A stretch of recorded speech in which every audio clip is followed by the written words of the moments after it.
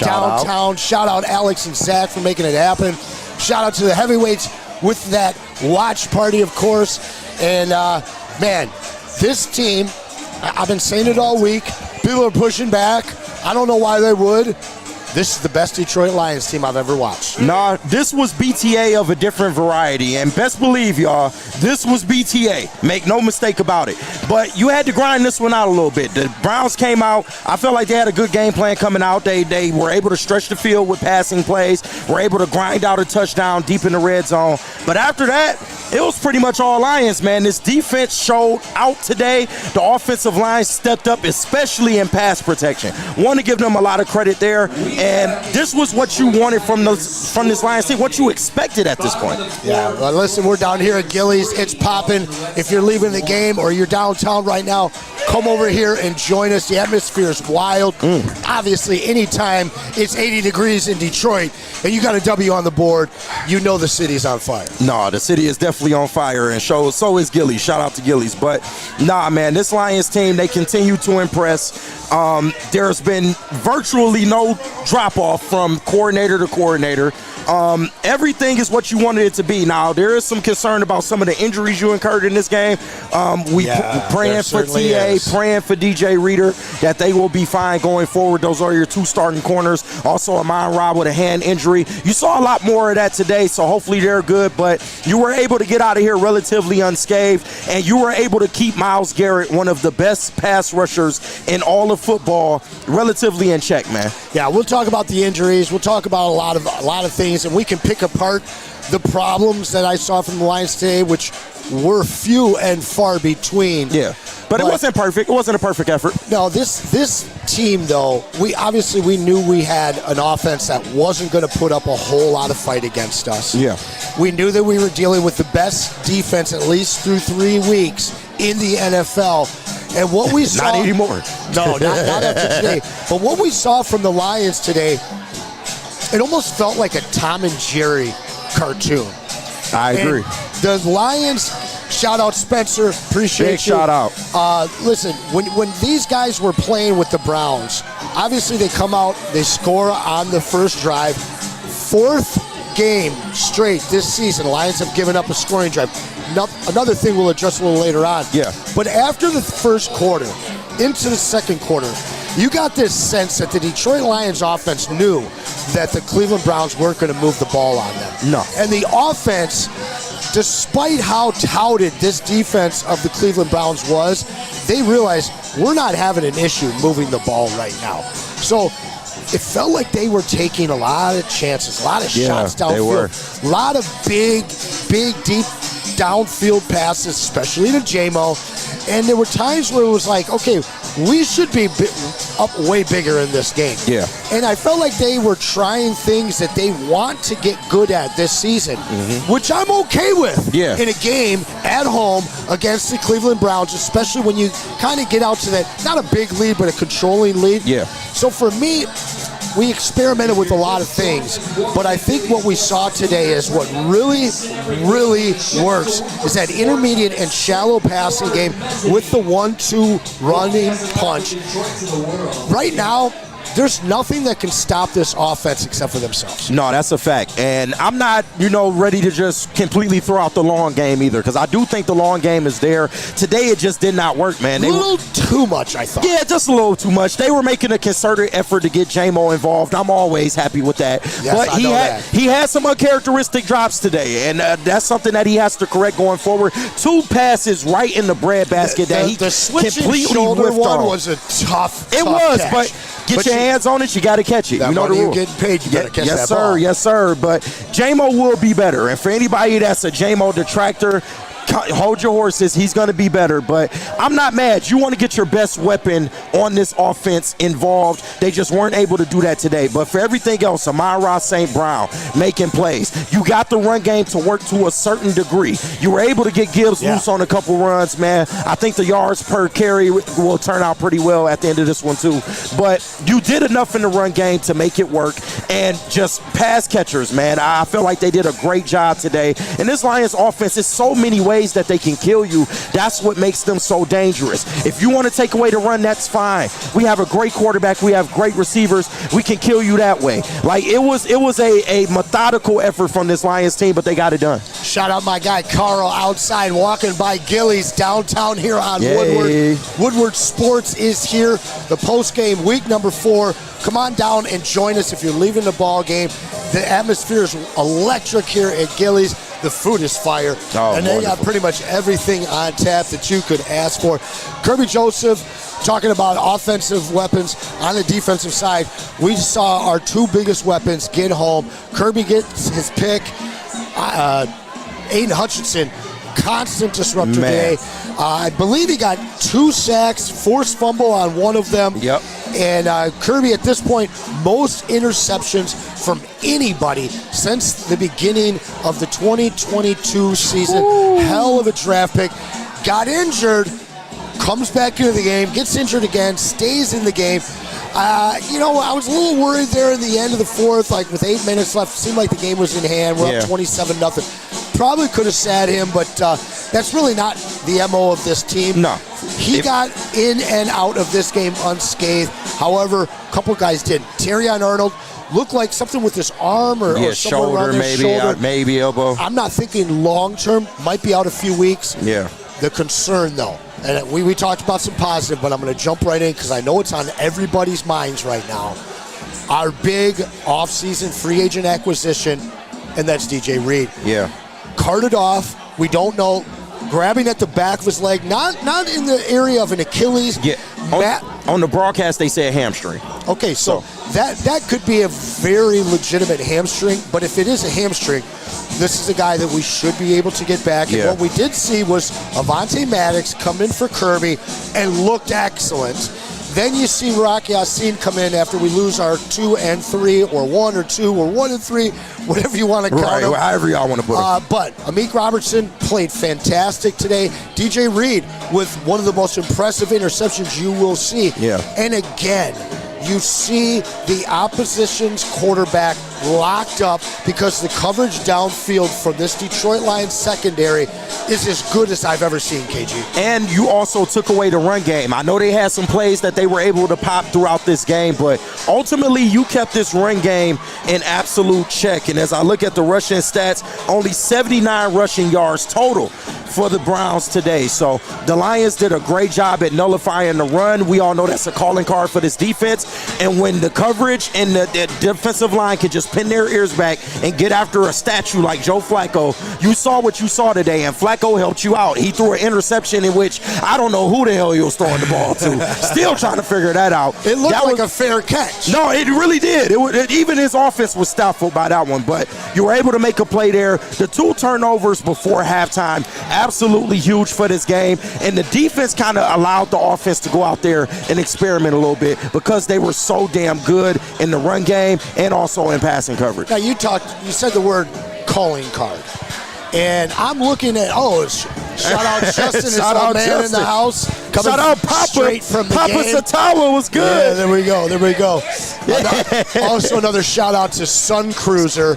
Sun Cruiser is literally just about sold out here today. Shout out to, I believe his name was Alex, one of the managers here. He brought us out some Sun Cruiser. Yeah, no doubt about it. Yeah, but shout out Alex. He's been phenomenal. Once again, we are at Gillies downtown on Woodward, right next to the iconic Blue nightclub. So if you guys want to stop through and see us.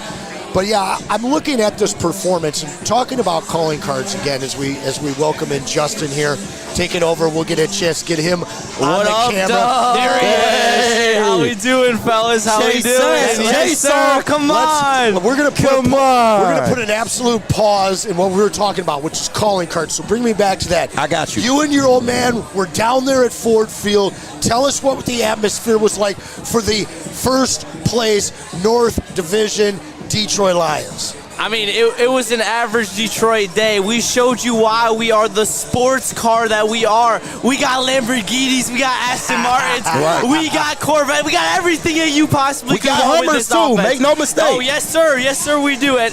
And everyone was getting active down there. The crowd was electric. It was hitting up to 115 decibels in there. I mean, it was the average Detroit crowd that we expect on a game-to-game basis. They were absolutely cooking. And I mean, them Lions, baby, come on. I can't wait to get into it. Oh, my Lord. What a game. Are we going to be able to take calls? No. We are not taking calls today. We tried to tell them before we went on. Smash that like button. I don't even think we have the apparatuses to take calls. Share the stream and then get your super chats in. Super chats will be read. Our guy Justin will be looking for them in the chat. Absolutely. Back to calling cards. Through 1 month of play, September's in the books. We're 3-1. My question for you is this, and I don't have an answer. I have many answers. Okay. On the offense, we already know the calling cards. But now it looks like in the defense, we've got a few different calling cards for this team. We get after the quarterback. We do. And it's not because we have a multitude of fantastic dominant ends and interior guys. Tyleek has been fantastic as a rookie through 4 games. He's only going to get better. Yep. But what we're seeing downfield is coverage, not only from our linebacking core, but the secondary. And I know we talked about injuries, but even with the substitutions in here, that coverage was so good that now you see these guys.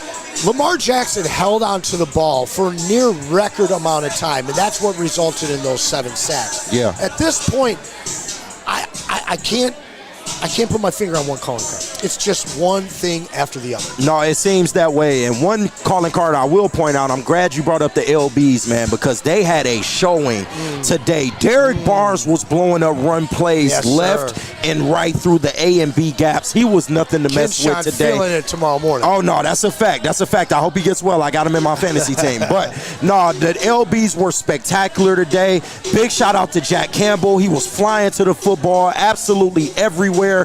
Another great play made by Trevor Nowalski. I do think that's one of the great calling cards. Fumble 6, pick 6. Yeah, Fumble 6, right? Fumble 6, yeah. The calling card for this team, one of them is definitely this linebacking core. Not just the starters, but also the depth that you have at that position. I thought we overpaid for Derek Barnes. I know, right? That's what I was told. That's what I was told. And I got to give a nod to the secondary, man, because like you said, tremendous. Rock Yassin, Avonte Maddox being able to come in the spot that they came in and not miss a beat. And this is why I was so happy with those additions over the offseason. Yeah. Veteran, good quality veteran experience. You were talking about Avonte Maddox a lot. No, I was. Our guy Stick was talking about Rock Yassin a lot. Yes, sir. And you nailed it. Those two came through today. You can't downplay that experience. One is a Super Bowl champion. One has played on some very, very good defensive teams in this league, the Ravens being one of them. And they were just able to go out there and hold it down when you lost both of your starting corners. That was a great effort by those two guys, man. But that's another calling card, the secondary. Yeah, I'm just looking over my shoulder here at Gillies. We're here live, watch party, post game, right on Woodward, right next to the iconic Club Blue. I've said it a couple of times. Atmosphere's wild, so if you're looking for something to do, come down and join us. I also want to give a shout out here, Anson, to the DJ down there. We've been shouting out the DJ all day. You can follow him on Instagram at Lyric Lesson. Lyric Lesson. Lyric Leson. Been playing absolute bangers in the commercial breaks. Shouting out Woodward Sports nonstop upstairs. Go give a shout out to Lyric Lesson. Lyric Lesson, Fontaine-Trois. As a former DJ, he's spinning that shit. Yeah, he is. He is a little all over the place, and that's what I love, man. Give us variety. That's what makes Detroit great. Calling cards. You and I have been talking about it for the last month. Who the hell's returning these kicks, and why is it not Khalif Raymond? I'm trying to tell you. And then they flipped it up today. Khalif takes one to the damn house. And it was the moment, though. Right after the DJ Reed injury, he gets carted off. That's easily, a momentum killer. That could have easily was ready to go. Yeah, that could have easily brought your team down. But what does he do? He grabs the punt, makes a great move, and then he was off to the races. He got some good blocking as well, but that's why he is a Pro Bowl returner in this league. Truly. This is why the Lions love him, and this is why he still has a spot on this team. Leave. Yeah, the leaf. So now, you know, we can joke about the Tim Patrick conversation that we had back in the day.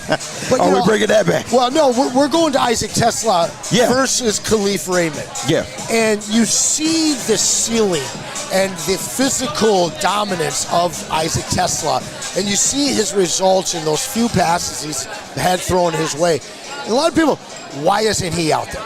Yeah. Why isn't he out there? Oh, he's out there. He's just blocking. But I want, while we're on the heels of Khalif Raymond's punt return touchdown, third of his career, I've got to point out the fact that when you go back to some of the Den, that YouTube show that they have, and all the things that I've seen about the Detroit Lions, Khalif Raymond is the most respected Detroit Lion in the locker room. There was a question where they asked, maybe it was a year ago or so, and they said, if your sister had to date one of your teammates, and like half the guys said none of them. You're right. And then the other half said Khalif Raymond. Hey. And so I get it. He's a smaller guy.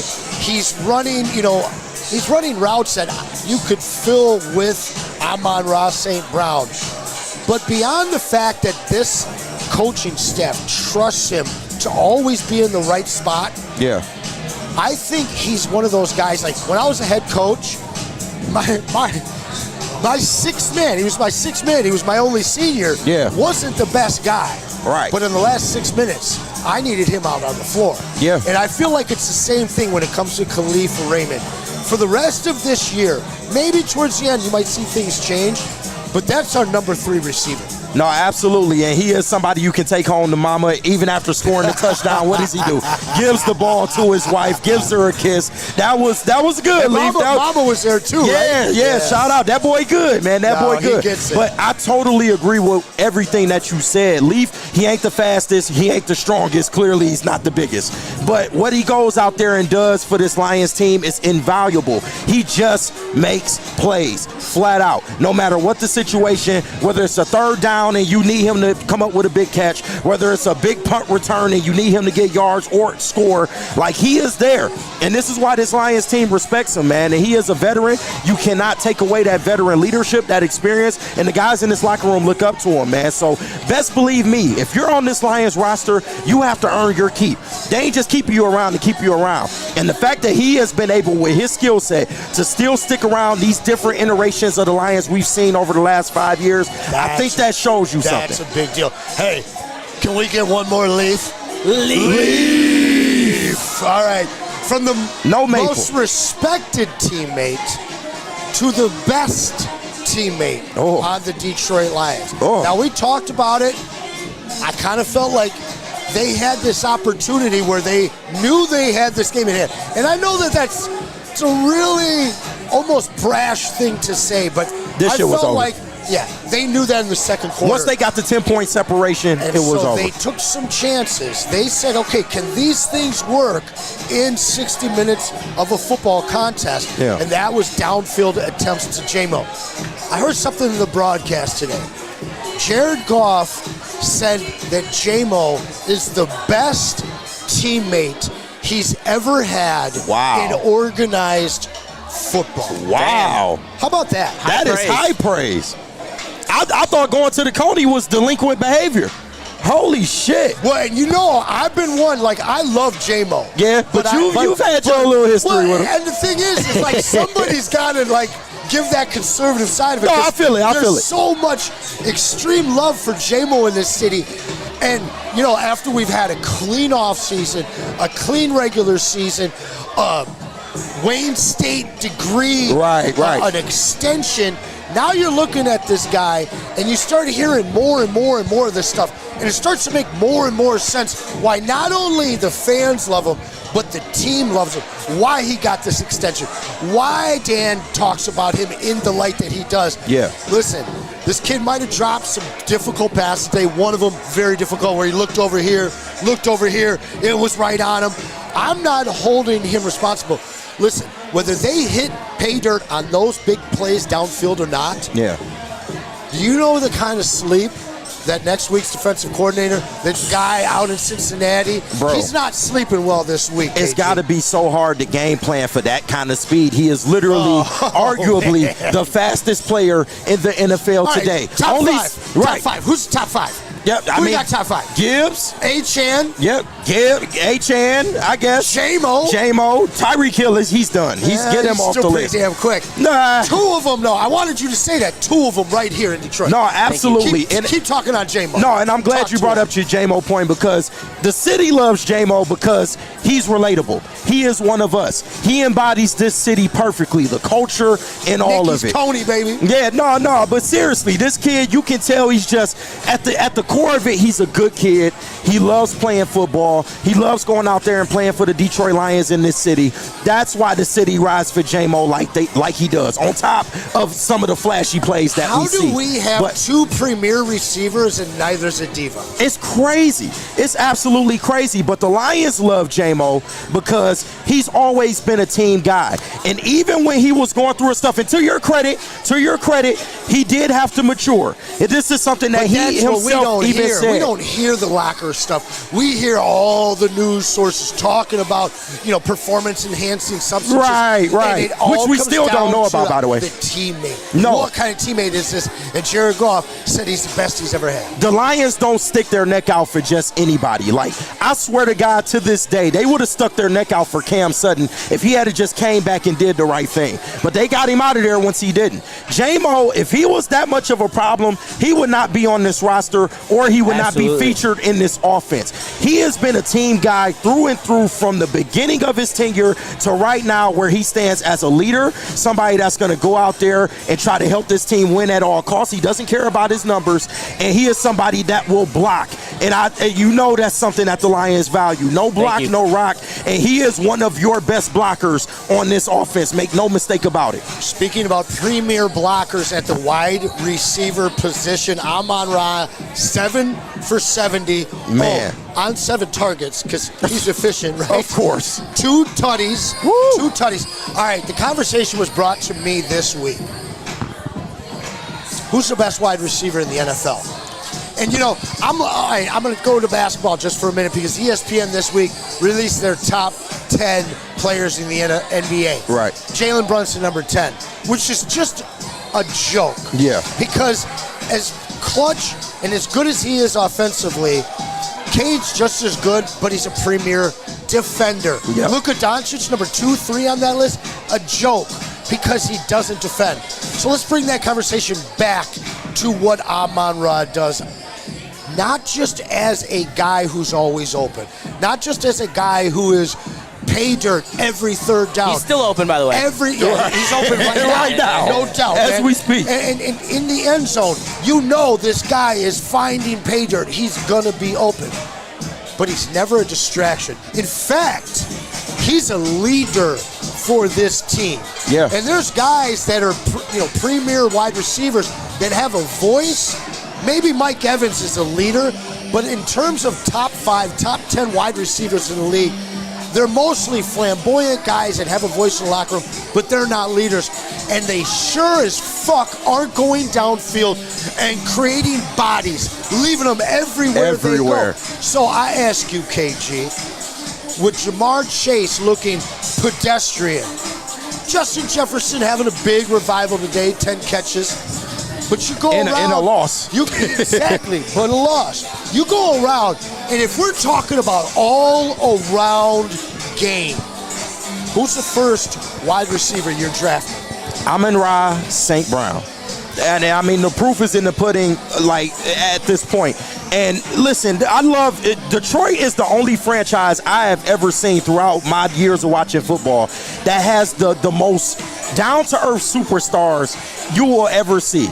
Barry Sanders, Calvin Johnson, and now Amon-Ra St. Brown. And yes, I am calling him a superstar at this point. He is highly intelligent. Listen, he ain't the biggest, he ain't the fastest, he ain't the strongest, but he's tough. He's smart and he's tough, and he makes clutch plays. That is the biggest part about Amon-Ra's game. Every single damn time. Every time. He is Mr. Reliable. I've never been so unworried on 3rd and 4th down and in the red zone in my lifetime as a football fan. Doesn't matter what team I was rooting for. We got Amon-Ra. That's the high IQ, though. He's so good at finding spots in the coverage to take advantage of teams. And he has some of the surest hands you can ever ask for in a wide receiver. And he's also tough. He's going to get the extra yards. He's going to stiff arm people. He's going to run people over if he can. Like, Amon-Ra St. Brown is, man, I can't speak enough about him being a 4th-round guy, a 4th-round draft pick. Think about that. He was not at the top of the 1st round. I think if you redraft today, he would absolutely. And he should be number 16. Yeah, no, absolutely. There's 15 guys ahead of him or 16 guys ahead of him. But as he thought it was, his 14. I love how he took that personally. But that speaks to his character. Oh, yeah. That speaks to his character, man. He's somebody that gets up every day, comes in, works hard. You've heard Johnny Mo speak about him. There's just, you cannot ask for the intangibles that Amon-Ra St. Brown has in everybody, bro, because everybody just ain't got it. Justin, who's the best wide receiver in the NFL? Jamar Chase. Does he doing, okay, so listen. Now, if we got the NBA Jam over here. You remember the NFL Blitz? Yeah. Yeah, I want Jamar Chase. Yeah, I want Justin Jefferson. But there's no blocking in that game. No, there's not. No, I mean, all-around receiver is definitely Amon-Ra St. Brown. He can do it all. He can win, literally do it all. win the jump ball. He can route someone up. He's got some quickness in him. He has the surest hands in the NFL. You can't, like, that is top 3 at least. But there is a very good argument for number 1. But however, no matter, like, he is the most reliable wide receiver in the NFL. Period. The most explosive, there's a debate there, and I would probably say Jamar Chase. He's not the most explosive.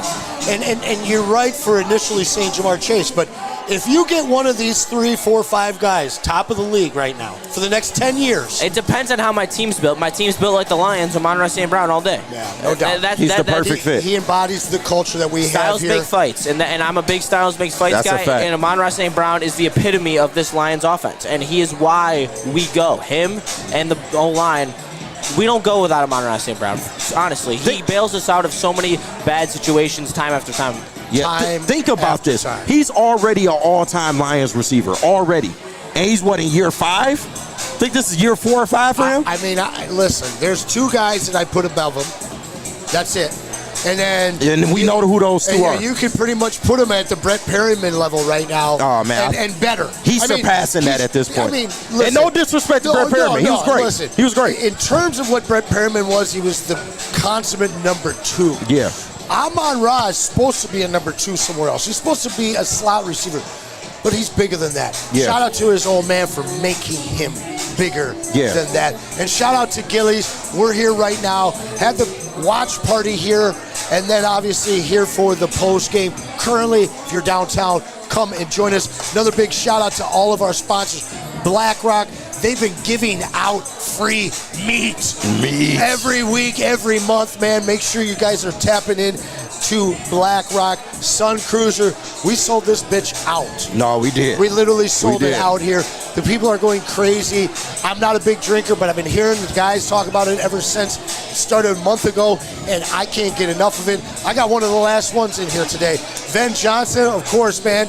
Hey, the Browns were served justice today. Hey. And if you want to be served justice, you need to get with Ben The guilty Johnson. must be punished. And then, of course, Loom, I'm going to need one of them buzzins tonight because I'm going to have to come down from this rush I got right now. Honestly, this Lions team has me so pumped up, and I have been maybe sipping on the Kool-Aid and eating the cornbread too much this last week. I don't think I've you been have. Fighting people, talking about the 91-92 team, talking about the Jim Caldwell team, I love Jim Caldwell.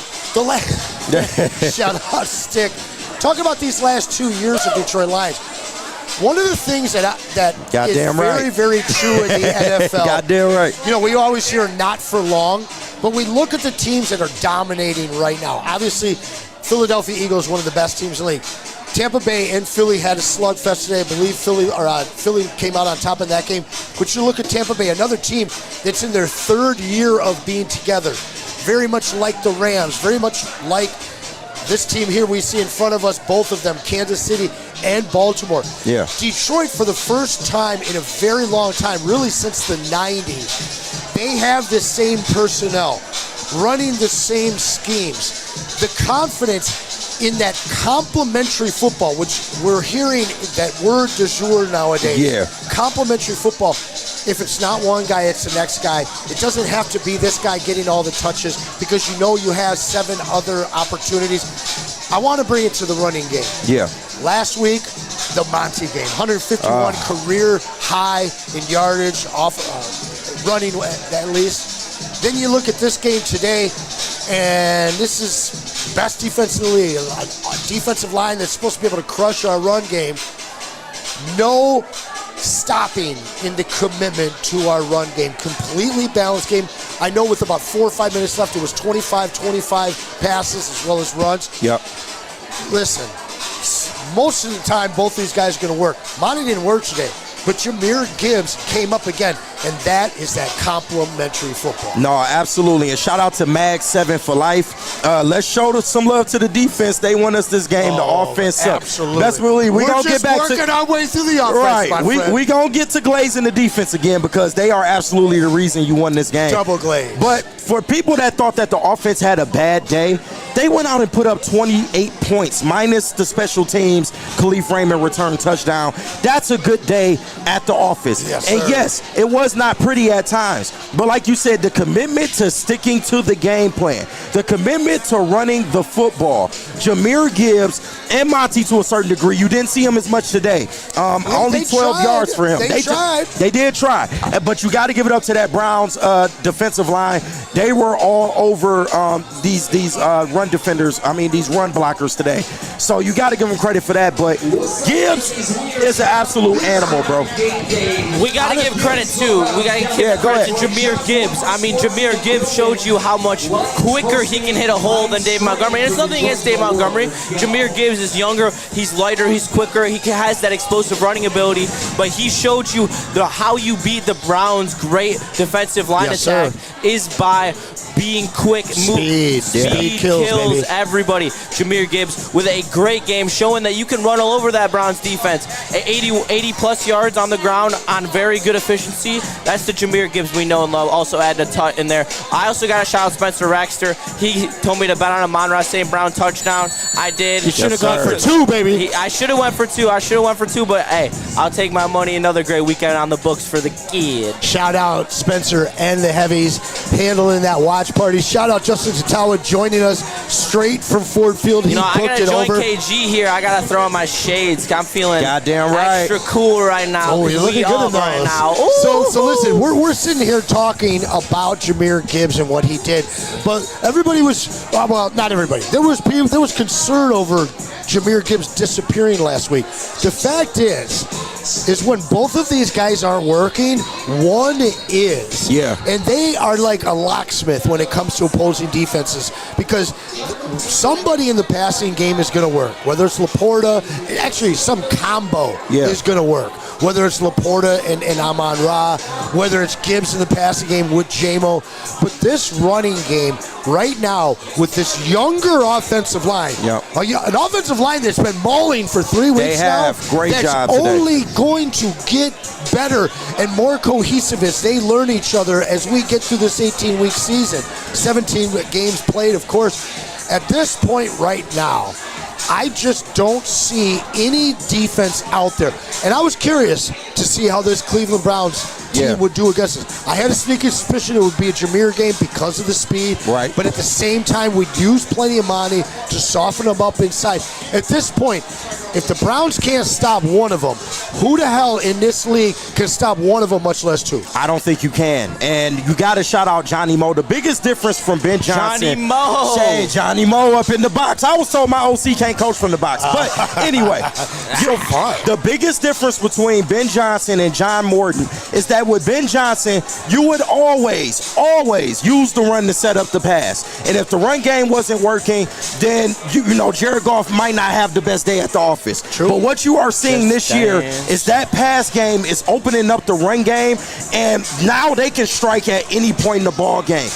even if they come out flat to begin with, like kind of how they came out today, eventually that pass will open up the running lanes for these backs, and they will wear on you over a course of 48 minutes. That's how damn good they are. And you can mix it up between the tackles, off tackle. It does not matter. We got it for you however you want it. I love what you just brought up there, KG, and letting the pass set up the run. I felt like there were so many times last year where Ben Johnson, when the run wasn't working, he would go straight to the pass and wouldn't go back to the run, letting the pass set up the run. Today, time after time, they'd hit the play action. And also, Goff was very mobile. He avoided a couple of big sacks and was able to put the offense in positions to make plays for him downfield. Amon-Ra St. Brown had that big conversion to give that first down on a third down and long. And that's what you want from JG. You're not asking for mobility and running quarterback. We're asking for extending plays, making plays downfield, and he did that today. The offense looked amazing. Johnny Moe called it a great game. The run game started very slow, and I think we all can admit that. Yep. But then once the passing game started getting moving, I mean, the three first downs of the games were all in the air. He then went to the ground, he started pounding it, and Jahmyr Gibbs started getting those lanes open for him to be able to take advantage. But it was that commitment to the run that you talked about. Right. And I love your differentiation between Ben Johnson and Johnny Moe, because when Ben Johnson would hit a wall with his game plan, he'd ad-lib, and the game sometimes could just completely skew this way. Yeah. Johnny Morton has shown me a complete commitment to the game plan, no matter what's happening. And yes, you're right, Justin.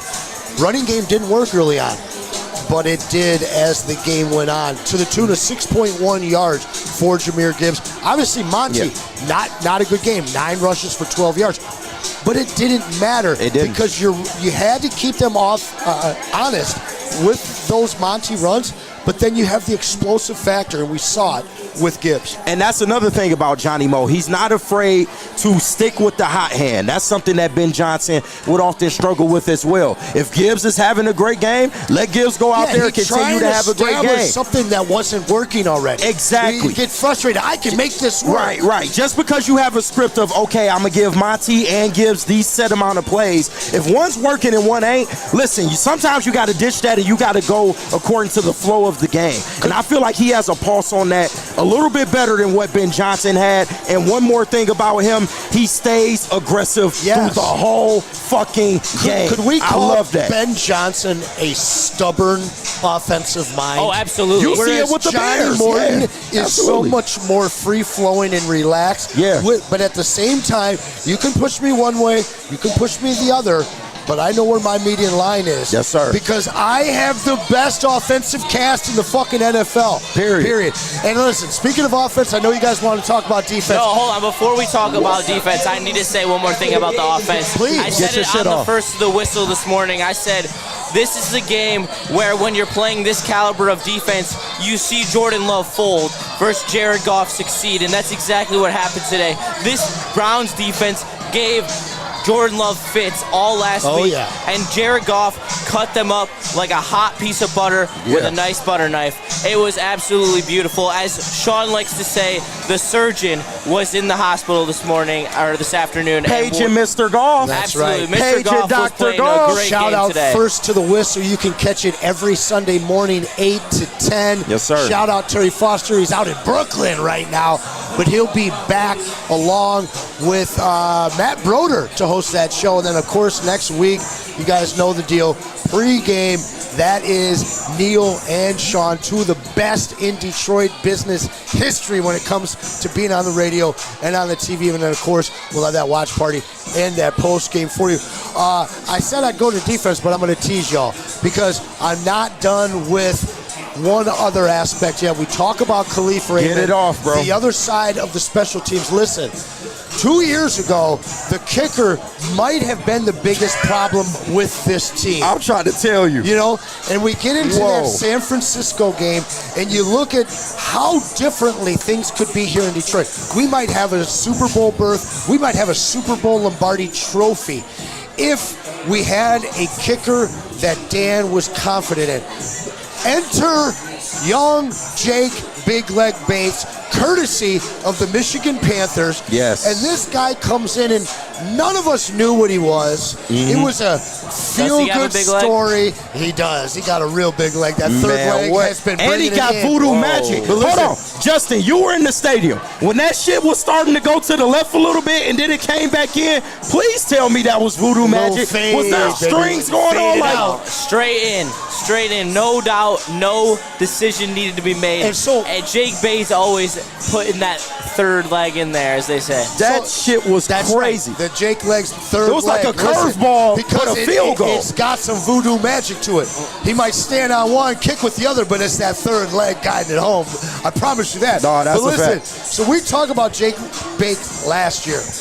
We remember in the beginning of the season, we're like, okay, this guy seems like he could actually be a kicker. Yeah. And then as the year goes on, you see Dan slowly start to trust a kicker. And even though we're aggressive on fourth down, we saw it again today, there was a lot of field goals put up in this game. And we knew this was going to be a tough push, tough struggle. Both defenses very, very good. So we took those points early.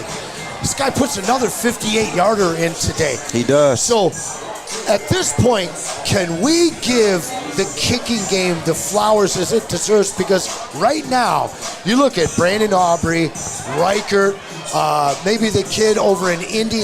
Listen, Jake Bates is a top 5 kicker in the NFL. Hands down. And now all of a sudden, the Lions have something they aren't going to try and stay away from and avoid at all costs to a weapon at the kicking. This is a maturation process with Dan Campbell, knowing, okay, I have a safety valve I can rely on, so I don't have to be as aggressive. I'm still Dan Campbell. I'm still Gambling Dan. And that helps Johnny Moe. No, absolutely. But I'm still Gambling Dan.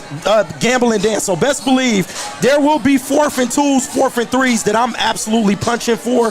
But now that you have somebody like Jake Bates, and then I got to get my shit off real quick because I remember, man, I remember when certain people, shout out Neil Rule, who won't give me my credit on this. I remember when certain people were saying, no, we're fine. The Money Badger is efficient. Yes, he doesn't have the leg all the time, but he's efficient. And you had this kid who came from the UFL you didn't know a lot about. He kind of struggled in the preseason. People were wondering, is he really the answer?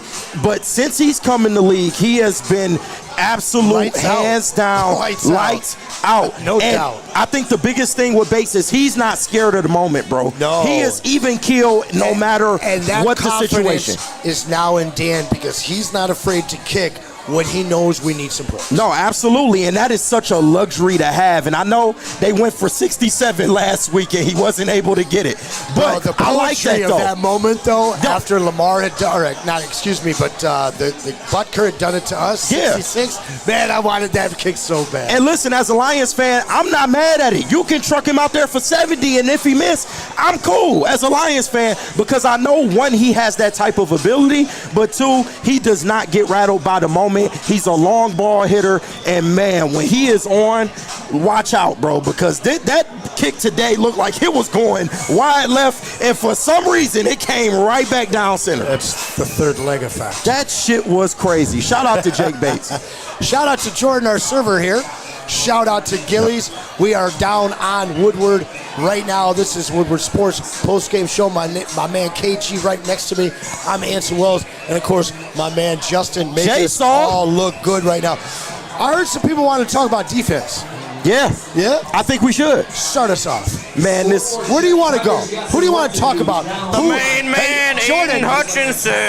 Yeah, you might have to start with 9-7, bro. You might have to start with 9-7 because since coming back from this injury, I feel like he's right on pace where he needs to be. A lot of people were concerned, but when you look at these last 2 weeks of football by that man, not to mention even in the previous 2 weeks, the amount of pressures that he generates and havoc that he causes throughout a ball game, I think he's right on pace where he needs to be. And dare I say, throughout this year, he's going to get even better. He's going to get to that Hutch that we were talking about in training camp. Remember after week 1 and then week 2, everybody making fun of Dan, saying that he was even better? Yeah, man. He looks every bit the Hutch that we've ever seen.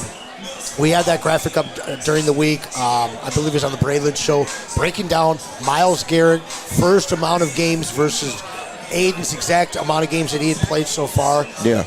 Aiden's been better. No. Statistically been better. Now, in terms of pass rushes, sacks, QB hurries, things like that, they're pretty much equal. But when it comes down to taking the ball away, both through fumbles and interceptions, this guy is as good as it gets.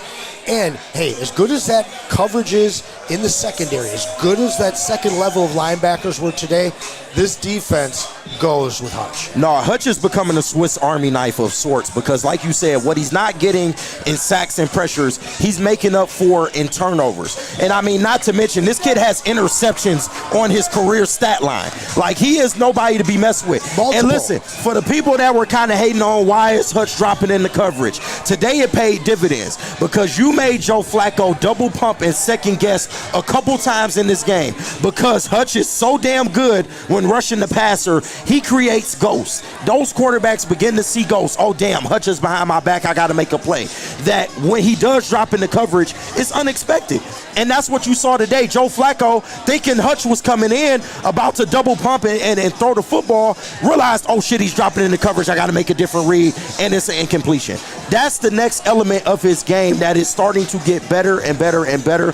But he is becoming just a weapon on defense, and I love to see it, man, because he can hurt you in so many ways. Is Tyleek on his way to being one of the most disruptive interior linemen in the NFL 4 games into his young rookie season? I think so. I like his trajectory so far.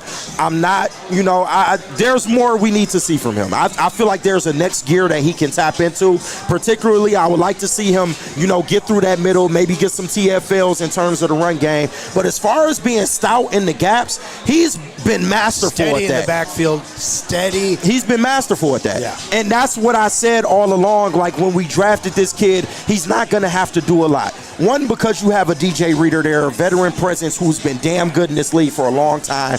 You get to learn from him, which is great.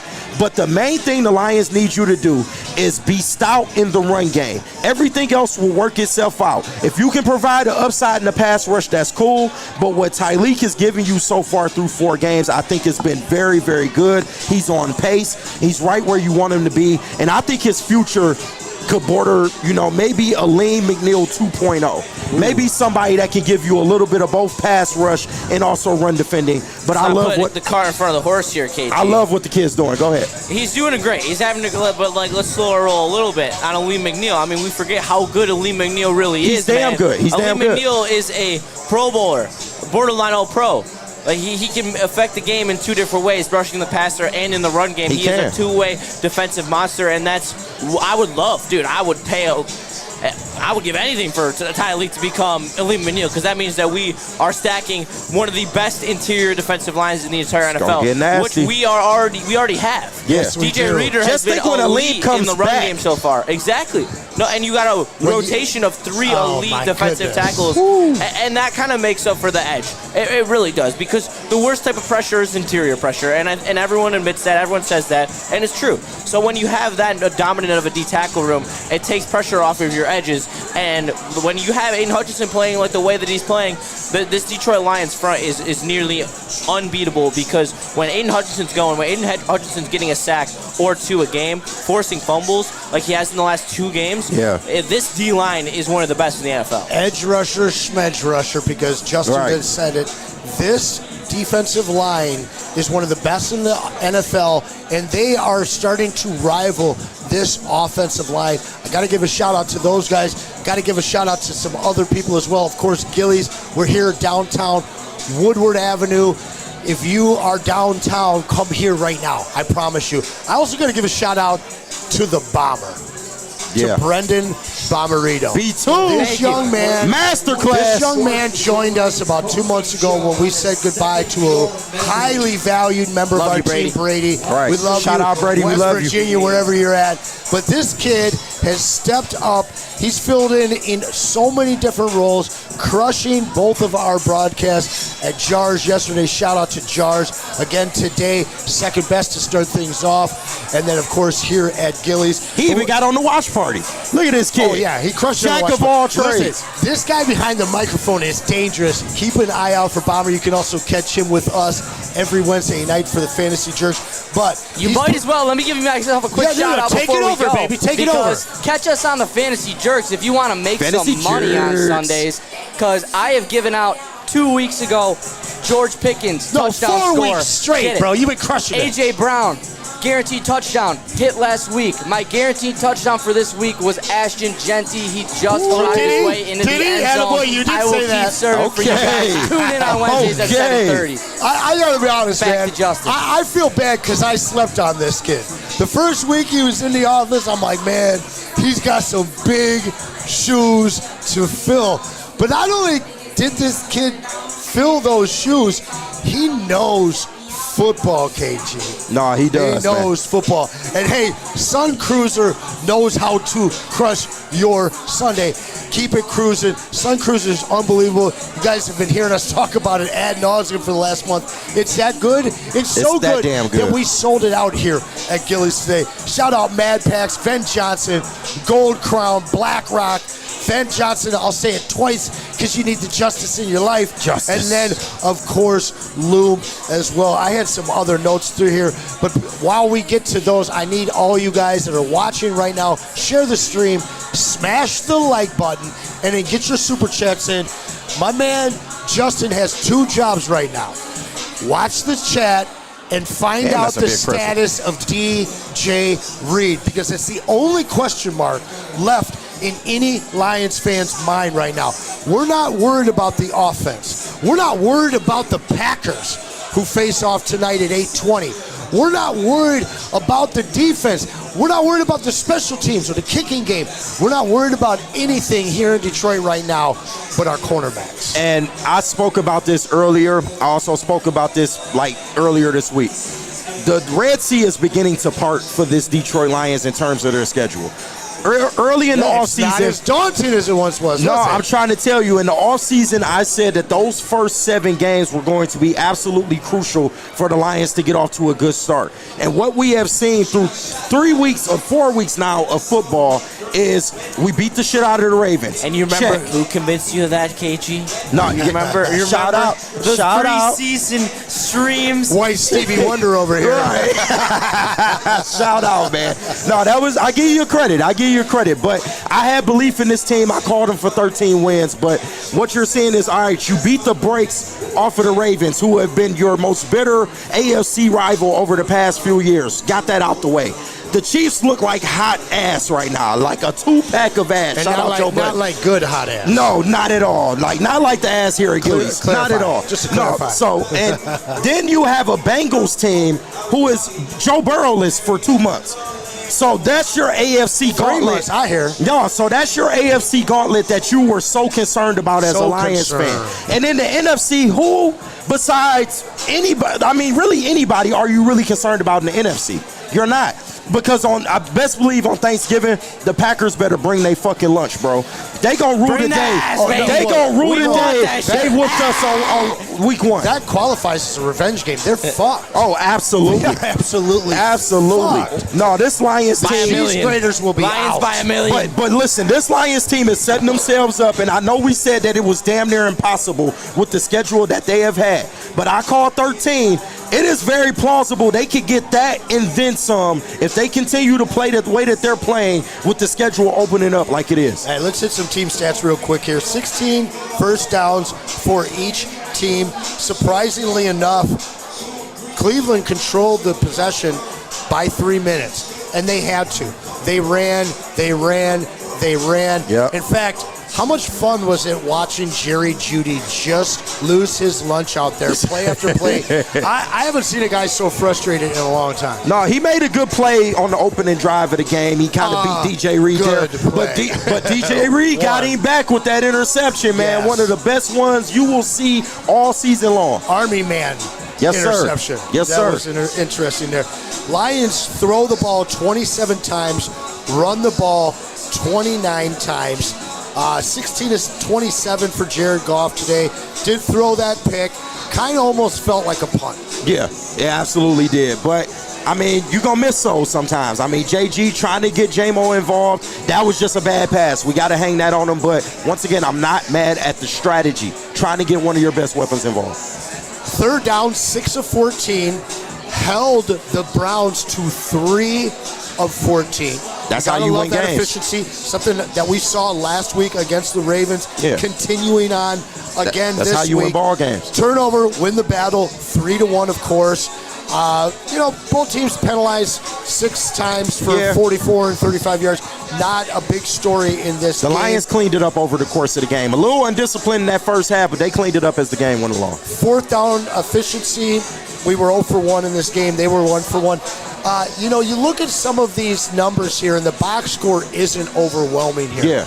But what the Lions did, again, in a row, they took the ball, whether it was them taking it or whether it was the other team deferring. Yeah. And even though they didn't score, they pinned them deep. Now, obviously, they came out and they scored a touchdown. But the Lions controlled the field all day long on the strength of, again, one of our premier players, one of the best in the position in Jack Fox.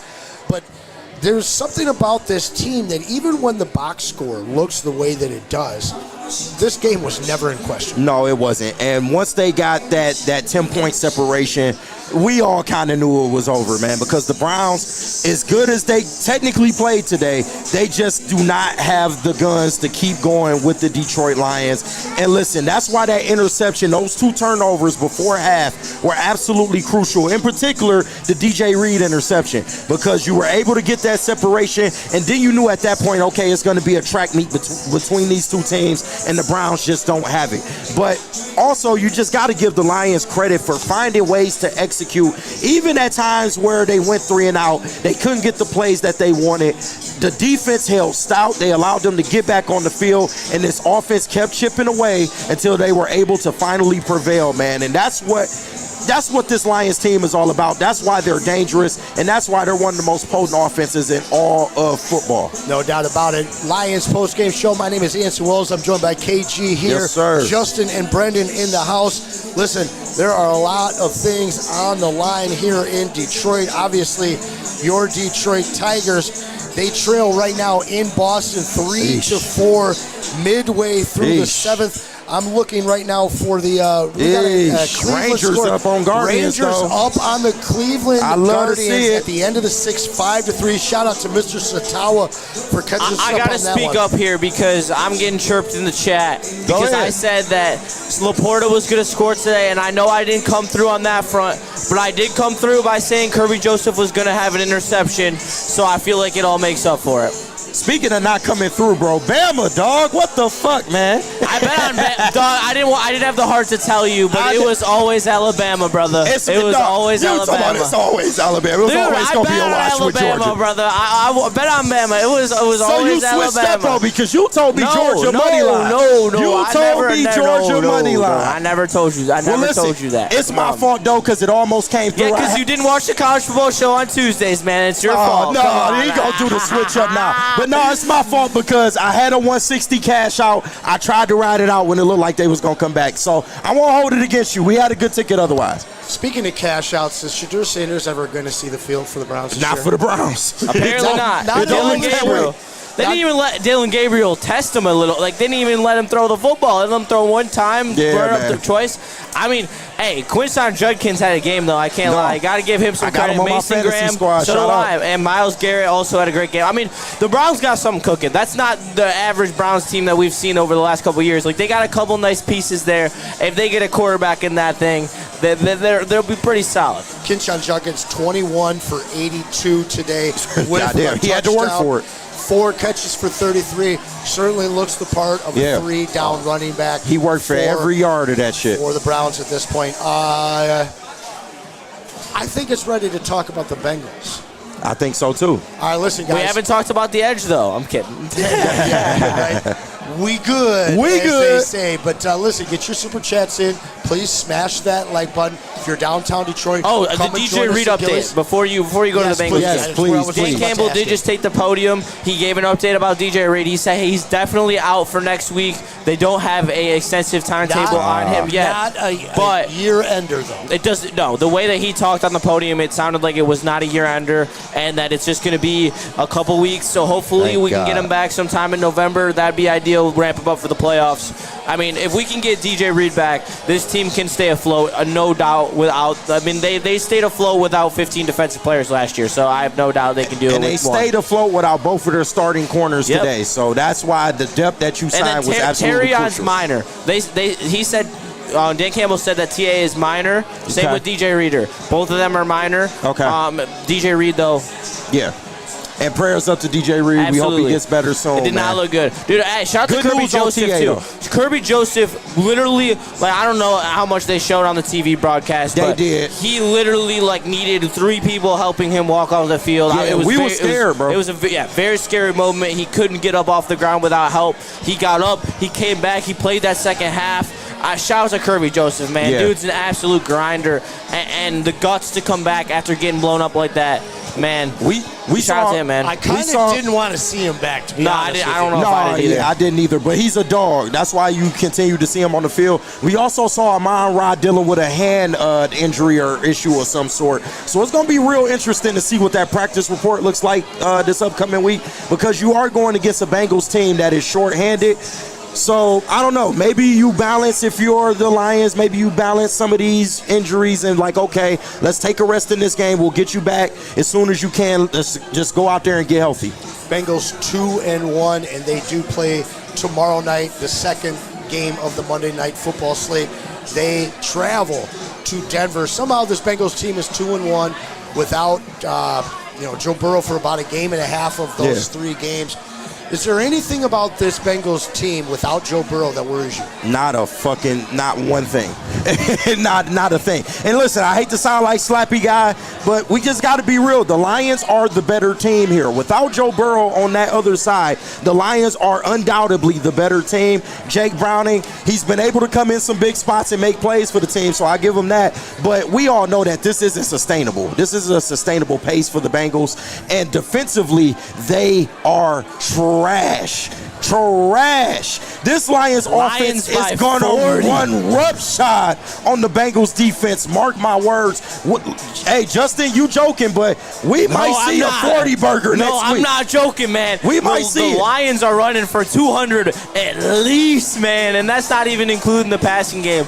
This Lions offense is going to have a day. Jahmyr Gibbs and Dave Montgomery's are going to be running through holes bigger than the Grand Canyon because the way that this Bengals D-line sucks. And their only good player is Trey Hendrickson, and he's a pass rush exclusive defensive lineman. Yep. So give me the Lions for over 200 rushing yards, and they're going to hit that stat. Monty and Gibbs for a touchdown, undefeated when that happens. Yep. Probably also throwing in a Amon-Ra touchdown in there too, because they're undefeated when that happens as well. Justin Wonder over here crushing it today. No, he is. Shout out. He is. Listen, this Bengals game feels like the load up 5 touchdown scores on your Caesars app at this point. Like, listen, St. Brown's getting in the end zone. Yep. Monty's getting in the end zone. Yep. You know that Jahmyr's getting in the end zone. Get your parlays ready. Now, are you just after that? Are you choosing J-Mo? Are you choosing Laporta? Are you choosing Brock Wright? Hell, Craig Reynolds might get in the end zone. This is maybe, I don't even want to say arguably, this is probably the worst defense in the NFL right now. Their run game has been anemic. You guys know how I feel about Chase Brown. They haven't been able to get it going with that offensive line.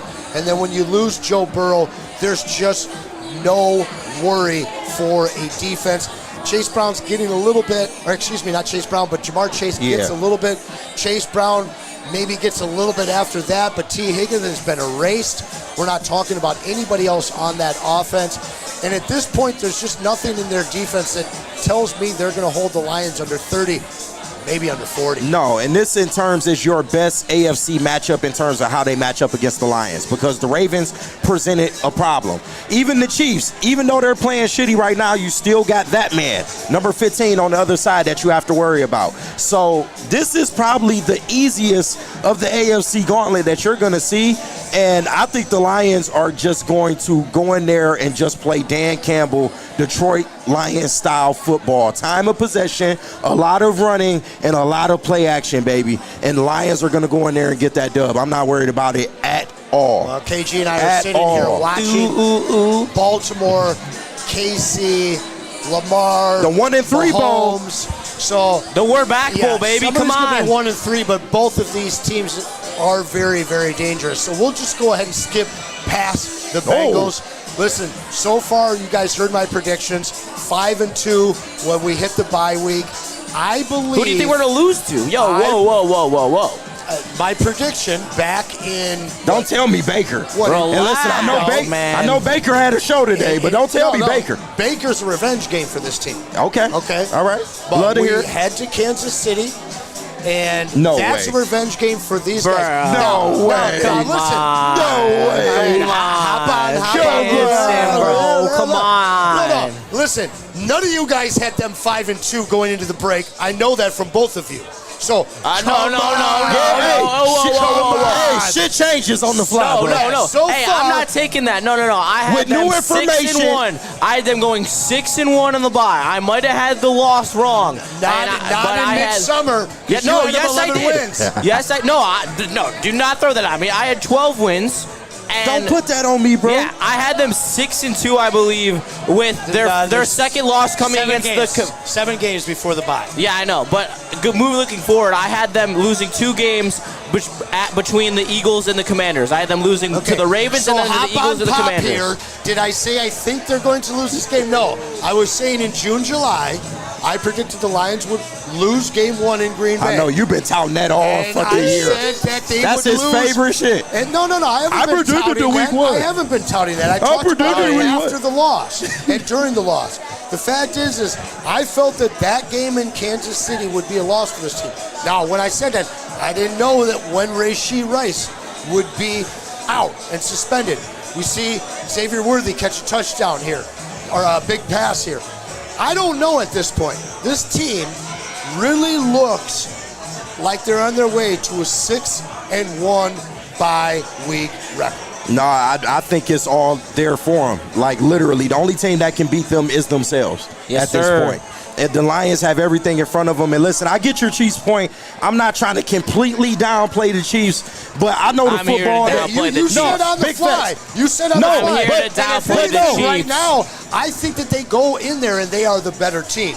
Yeah. So if I could go back and change my prediction in June, July, I got to say, listen, the way that the Chiefs are playing right now, and the way that the Lions are playing, they just look better. They look far more able to execute their game plan on both sides of the ball. Now, I'm not calling by 30 in Arrowhead. I'm calling by 30. Right. We're going to the woodshed, baby. Come on. I think what we can see in that Chiefs game is very, very similar to what we saw in the Ravens game. Listen, they are a team that is already coming apart at the seams. So the last thing they want to see right now is a football team as physical as the Detroit Lions. That is the absolute last thing they want to see come in the Arrowhead. And listen, I believe that with the play style that the Lions have, they are going to come in there and punch the Chiefs dead in the mouth early in the game. Chris Jones, Travis Kelce, Pfizer Swift. Last time we saw him, we didn't have. Did Chris Jones miss today? Bro, Travis Kelce ain't nothing. I'll respect Chris Jones. Right. Kelce ain't shit. Kelce ain't shit. Pfizer Swift. Kelce is 1 foot in, 1 foot out of the league, bro. Yeah, he's over.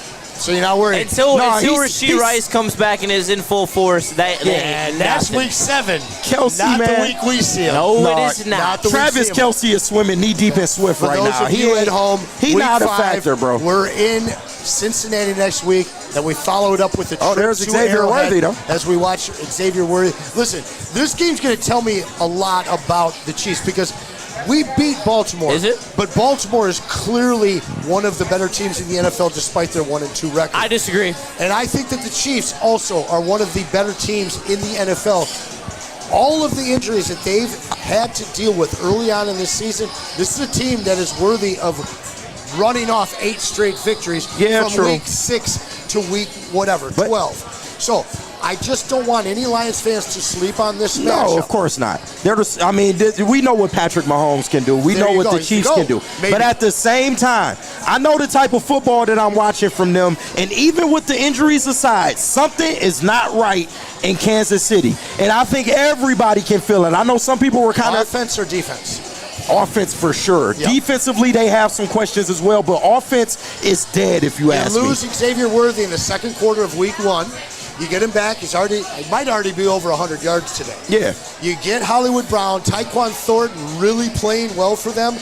Again, as Justin mentioned, we're not going to have to deal with Rashee Rice, which is fantastic. Which is cool, but however, I think some don't teams sleep on that team, man. I think some teams have figured the Chiefs out to a certain degree. And I'm not saying week to week, they just go out there and get their ass kicked, but I don't think the Chiefs are as... Zach and Alex here at Gillies. Shout out. I don't think the Chiefs are as prolific as they once were. The Lions are, though. Yeah, no, and the Lions are every bit as prolific as they are. And the Chiefs, they're prolific in January and February. Right. So if they're very beatable right now, I would say that this is the Chiefs team we want to face on the road at Arrowhead before they get Rashee back. But I'll tell you what. They way too if finesse. If they win this game and then win again next week, that matchup is going to be a lot tougher than a lot of Lions fans want to give credit for. But then after that, let's talk about Tampa Bay, who's been playing at a premier level, 3-0, obviously lost today in a very tough shootout. I believe 31-27, if I'm not wrong. Versus Philly. Not worried. Those two teams seem like they are destined for the playoffs at this point. No, they are. Absolutely, man. And I'm looking forward to it. To me, the Bucs are the only ones kind of standing in the way of the Lions in that bye week. They're the only ones that you really need to be concerned about. Not at Ford Field, not with revenge on their mind. Listen, this team, I'm completely sold on the revenge factor for Dan and this Lions team. Dan you the saw man. it in week 2, revenge against Ben. Week 3, revenge against Lamar and the Ravens. Next up, Tampa Bay Bucs. Yeah, and listen, the Bucs are playing good football right now. Offensively, Baker is just going out there and making magic. So you got to give them credit for that. Out. They completely, I don't think they won that game against the Eagles, but the effort that he had to even pull them out of that shit that they was in, you got to give him. He made some amazing throws today. They showed it during the Lions game. He made some incredible throws today. But ultimately, I feel like the Lions are just flat out the better team. Offensively, they can go out there and beat that good defense that Tampa Bay has.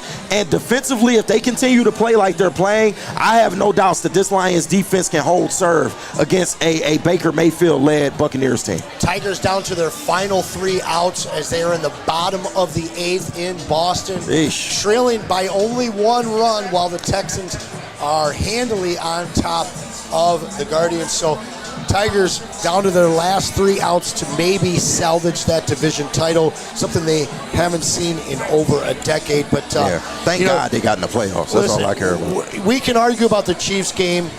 I think that there's going to be a lot of that over the next couple of weeks. I don't think anybody is worried about this Ohio trip for the Lions. No. Cleveland, hosting them and then headed down next week to take on the Bengals.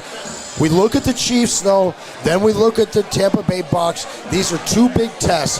If the Lions end up 6-1 going into the break, is there anybody in the NFC that you're worried about? No. Nice question. I'm kidding. No. I mean, you got to say the Eagles just by default, they're the Super Bowl champions. But they play the same type of gritty football that we play. So once we go head-to-head, I think you're going to see that game is going to yield a lot of back and forth, a lot of give and take. But I ultimately feel like the Lions have the better passing attack, and they are going to win that game because of that. Now, we will see where both of those teams stand when that game comes around, but you're not worried about the Commanders at this point. No. You're not worried about anybody in the NFC North at this point, even the Packers. Once again, we're going to see y'all on Thanksgiving, so make sure y'all ready. But I'm not worried about any other team in terms of the NFC. The Lions are the cream of the crop and the team to beat. If we're healthy, you better watch the fuck out. Straight up. Flat We're a out. fucking freight train that you can't handle if Flat we're out. healthy. Hey, listen. We come with as many horsepower as possible. SOL Anson is completely on board with both of you. So let me ask you this. Let me ask you this. Who's number 2 in the NFC right now? The Eagles. Yeah.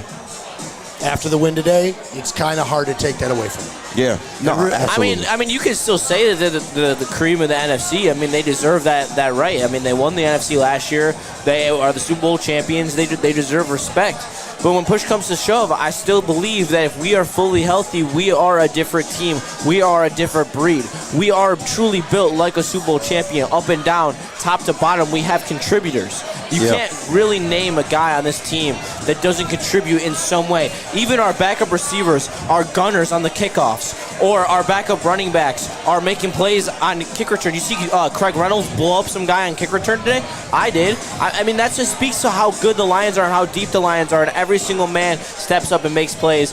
And when it comes to shove, I think that our offense is more talented. I think that our defense is more talented. I think that we have the most talented roster in all of football.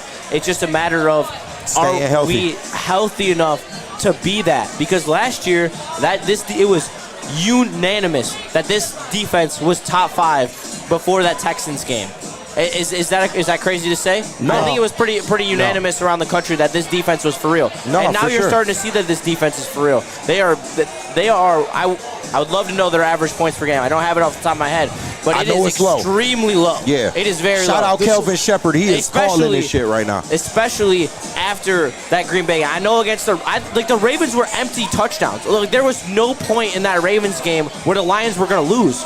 And sometimes that's just what happens when you have such an elite offense that the Lions have, is where you're giving up empty possessions because you're playing off coverage. You're just trying to kill clock.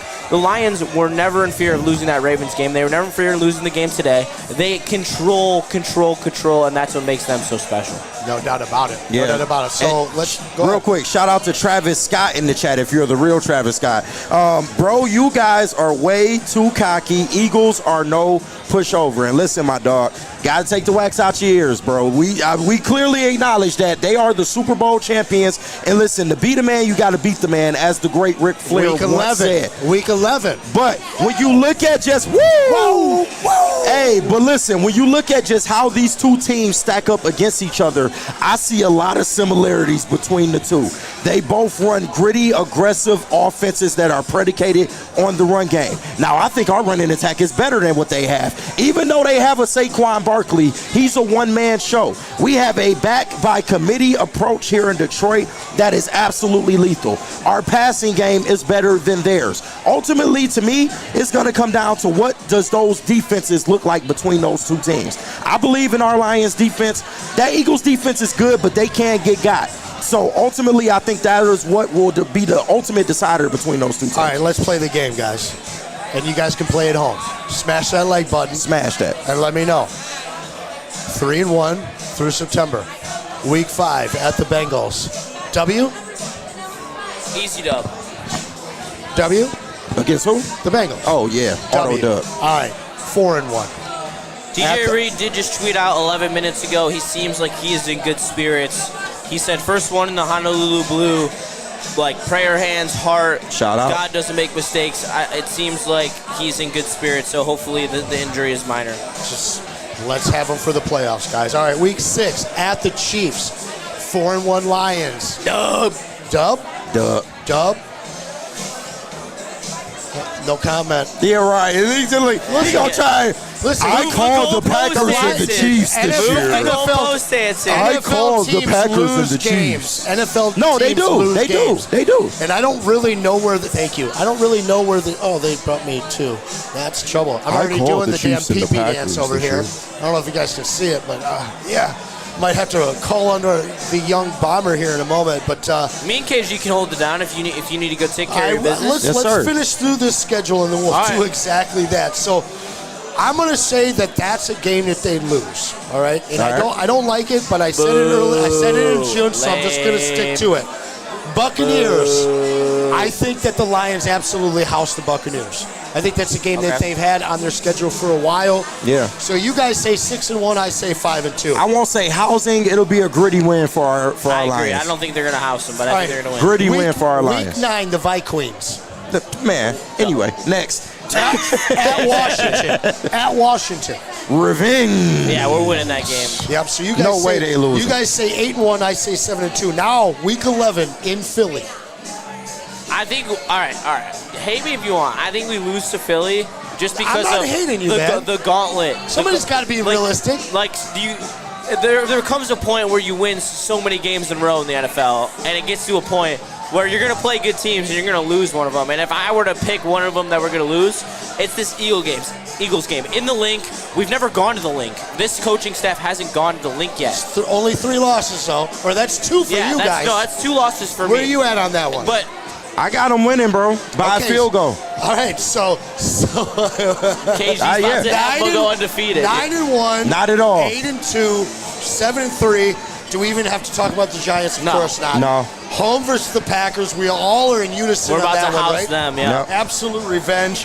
Yeah, KG's going Cowgirls. undefeated. I'm not. Cowgirls were winning that game. Yep. At the Rams, week 15.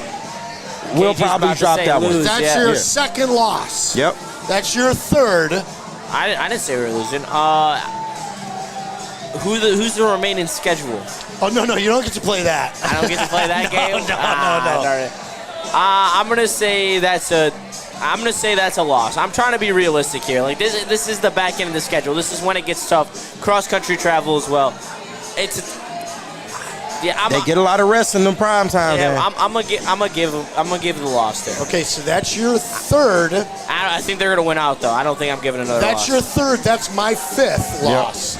Then it's Steelers, Jesus, fifth loss? Vikings, Bears. Yeah, no, we went out. 3 and out. You think we went out? 12-5 for me. For absolutely. You're talking about 15-2 again. Listen, no. He's over at 14-3. I think 14-3 is a good number. No, for absolutely no reason at all, we might drop that Steelers game, and the last game of the year will be for maintenance purposes. All right, respect. So there's your 13. Oh, Ashton Jency with another tutty. So we'd be 5-1 in the division. 13-6 for the Raiders. We'd be 5-1 in the division, guys. Cool. You feel right with that? Absolutely. And it sounds like we'd be undefeated at home as well. Sounds good. We're definitely going undefeated. They went undefeated on the road. They're It's only going right that they undefeated came back and showed that love at home.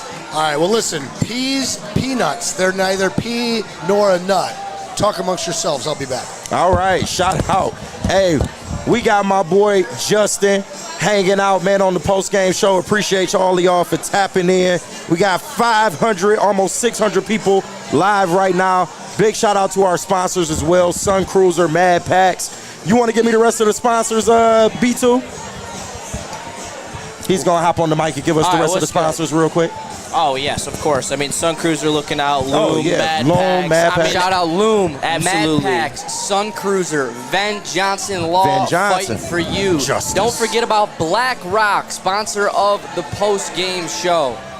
All right, now that we got that, 11-6 bitch off the broadcast, I mean, let's be real here. I mean, this team is a juggernaut. All right, No, they really are. Let's just Glaze. put it. Let's glaze. Like seriously, the Packers are going to come in here on Thanksgiving, and we are going to absolutely belt whip them. Okay? Yeah. They are not ready for the amount of physicality that this team now has. They pissed them off. Oh, As a matter of fact, absolutely. we should thank Green Bay. We should. Thank you, Green Bay, for what the fuck you did week 1. Yes. Because what we're going to do to you on Thanksgiving, I don't care if I sound crazy right now. Y'all We're not ready letting for it. off the gas. No. You saw what we No. did to Ben Johnson and the Bears. There's going to be no let-off point for Dan Not at Campbell. all. We are Not going at to all. be feeding J-Mo deep every single down if we have to. We're going to put up a crooked number on Green Bay. That's for sure. Big facts. And I'm so excited for the rest of the season because now I think we've finally gotten to the point with our fan base where everyone has come back down to earth. Everyone Most of realizes us. how good this team is.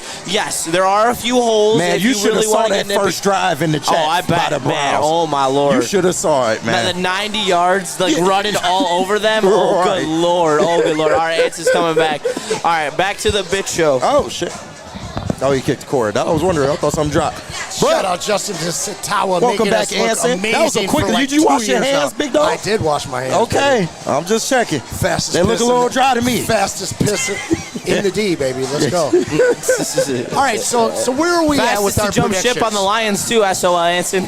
No, I've never jumped ship on the Lions. In fact, I We have was been getting our glaze dedicated on. and devoted longer. Well, maybe not longer than you guys have been alive, but close. Yeah. My question for you guys is this. Definitely longer than I've been alive. Have you guys changed your preseason prediction in terms of wins, and why? No, we just went through it. I'm still at 13. You're still at 13? I'm at 12. I'm at, what did I say, 13? No, you were at 15, and he was at 14. Wait, and what? I was at 12. Yeah. Yeah, you only had we were two trying losses, to tell bro. you that, bro. No, I was not Yeah. at 15. Yes, Run you the were. tape. I Had said two 13 losses. the whole time. Thank you. You only had two No, I losses. was not. We got receipts. All right, who is your third All right. loss to? Yeah, I said that when we was going through the schedule. who I was your said third loss? I said they would lose to the Steelers, and the Oh, Bears. the Steelers, The okay. Bears game at the end of the year was maintenance purpose. It's a maintenance loss. Oh, okay. So 13-4, which Yeah. is your original preseason. So there's your prediction. 13. I like I that said. ad lib right there at the end. You see what he did there? Yeah, he No, did. I literally said that before you took the shortest No, piss of all time. He did say that. You know. You took the No, I said those three last games. I said we're going to win all three of them. You guys No, all you were- I said mean, you're that. still only at 11 wins. I mean, you're the one who draws the short stick here, Anson. You're Right. the one who doesn't believe in this team that they are a 13-plus win team. Me and KG do. We're riding with our boys. Yes, sir. This team's dominant. They don't lose back-to-back games. We don't like. That's the thing about this schedule that everyone always pissed me off about. It's the fact that Teams change. this schedule is ran by the dominance, and that's the Detroit Lions. We That's a are the fact. dominance. We are the team that carries the club. We don't lose back-to-back games. We weren't going to only go 50% in our big games. This team's better than that. Yeah, first I on the expect schedule them for a to reason. win The way they 75% of the games against good opponents, and the that's way just how it they is. look, the way they look right now, it's hard to find more than one or two losses left on this schedule. I'm not going to lie.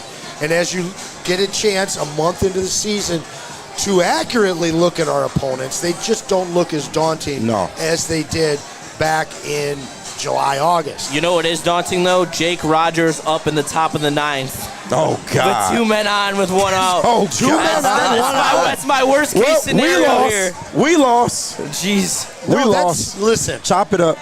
give the old man some love, all right? If there's anybody that can do it, the old man Well, can he just do it. whiffed at a fastball down the middle. Yeah. He's not out yet. The Walrus is 0-2. not. As much as 0-2 I on the love, Walrus. I love the Walrus. He's not winning this Well, game. hey, for us. listen, we know this. Our Tigers, our Pistons, and our Lions are all playoff bound. And I tell you, as you watch teams progress and go through the levels of failure to gain the experience to win it, like we saw with the Detroit Pistons back in the 80s. Oh, my God. He just took a fastball down the dick. God damn it. Right in the dick hole.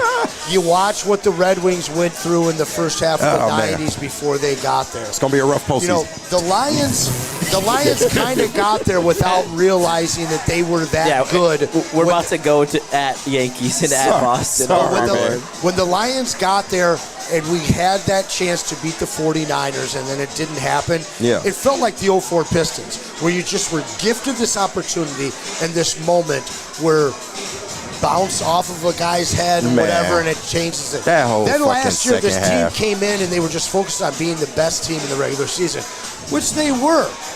This team feels completely different. They feel weathered.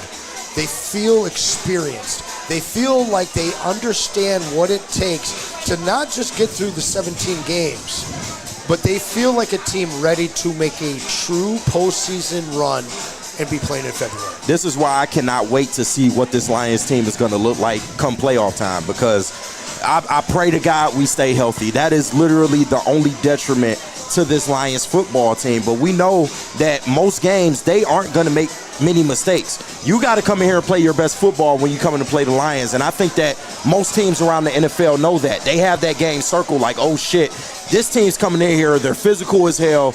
And if we don't take them seriously, they will whoop our ass. And I think the Lions are built for this. They have now, like you said, over the last 2 to 3 seasons, they've gotten that seasoning on them now. They kind of know what to expect out of each other. They know what to expect out of the NFL in terms of the way things play out. And I think that they just on a mission right now. They on a mission to kick ass and take names. And as long as they stay healthy, they will kick ass and they will take names. And defensive coordinators have no idea what to expect right now. They know all the different ways you're going to give it to them. Yeah, pause. But you can't stop it out. No pause. We're going to give it to them. No fucking Vaseline.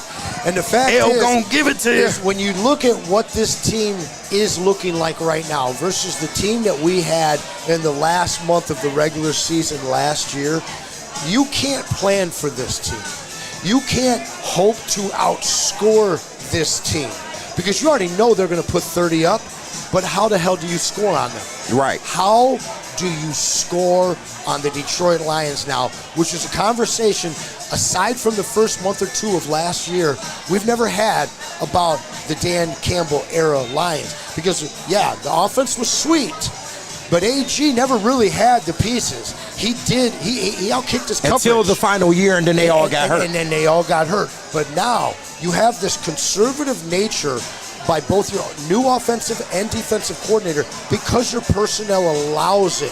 You don't have to play desperate. I know you guys have heard me say that too many times, but you didn't see desperate play calling from the Lions any of the 4 weeks. Even when they were down to the Packers, they stuck to their game plan, and it suited them and brought them to 3 straight victories. Now, I got to be honest, man, as much as I'm worried about the Chiefs and that road game, I think the Lions go down there and they beat them. Oh, I think so too, and I think it's going to be much like the Ravens game that we saw. You just said that they were going to lose to them. You did just say that. because we need conversation. And I'm the one switching up, right? All right?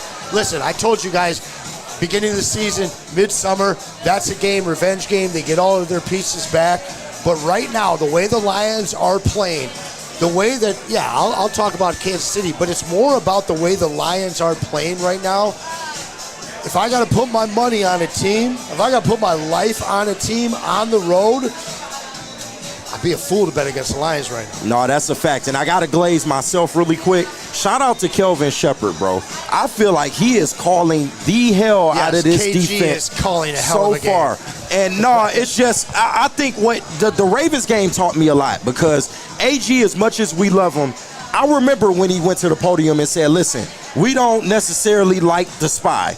You know, that ain't something that's in my philosophy. That's not something we like to do. But Kelvin Shepard utilized that in that Ravens game seemed to work last week. Perfection. Yep. And that's what I think that, not saying that Shep is better than AG at this point. Are you saying that our offensive and defensive coordinator are more flexible? I believe more adaptable? That's exactly what I'm getting at. Because to me, Kelvin Shepard is kind of making up in the areas that maybe AG lacked a little bit. He seemed a little stubborn, Yep. just like Ben Johnson, didn't he? Exactly. And the same thing with Johnny Moe on the offensive side. And Dan Campbell, even though you'd off sight say that guy looks like a stubborn guy, he's not. No, he's not. Not at all. He listens to his players. He listens to his personnel. Yes, he does. And I think that these offensive and defensive coordinators, Johnny Moe and your boy, the doppelganger, honestly, I believe that they suit this team and their personnel and their style of play better than what we had before. Much like Rick Carlisle got us to where Larry Brown took it. Yep. Those guys got us here. Because the whole world, the whole nation, the whole NFL was on notice of what our offensive pieces could do. Right. But now it's not about playing wild and seeing how far you can get it down the field. Yeah, they took some shots today. They took some chances today because they knew they could. This offense, with this young offensive line, they're going to be so damn dialed in. Oh, man. Come December, come January, come February. Stop it, bro. I cannot wait to see it. We could be doing Super Bowl post games, KG. Man, I can't wait. Ain't going to be no post game if they win the Super Bowl. We just on here just, I love you, man. It'll be all Woodward. We'll be wasted. Sun cruisers will be drank. Butts will be lit up. I don't give a fuck where we at. If it's Gillies, I'm sparking the fuck up in here. Mad Packs like I just we spark it up. I don't give a fuck where it's at, man. We'll be in fact, wait, is it in Vegas? Yeah. Stick, you already know where we're gonna be. Oh man. Oh, You, man. you ever been to Vegas, young Justin? No, I have not been to Vegas. Oh, boy. No way Have they you? paying for. No, I've been to Vegas. Okay, Yes. all right. Shout out to Bellagio, great time. But Tell us about your Vegas adventures in the Super Chat. Hit us with those Super Chat. I know we got some to clean up. We didn't get to your phone calls. We will get to them next week for the postgame. Justin, hit us with some chatter from the chat while you guys at home smash that like button. smash that. Well, only one super chat. Dante151 What? with the Only $4.99 one? super chat. The Giants just upset the Chargers 21-18. Lol, lol, lol, lol, lol.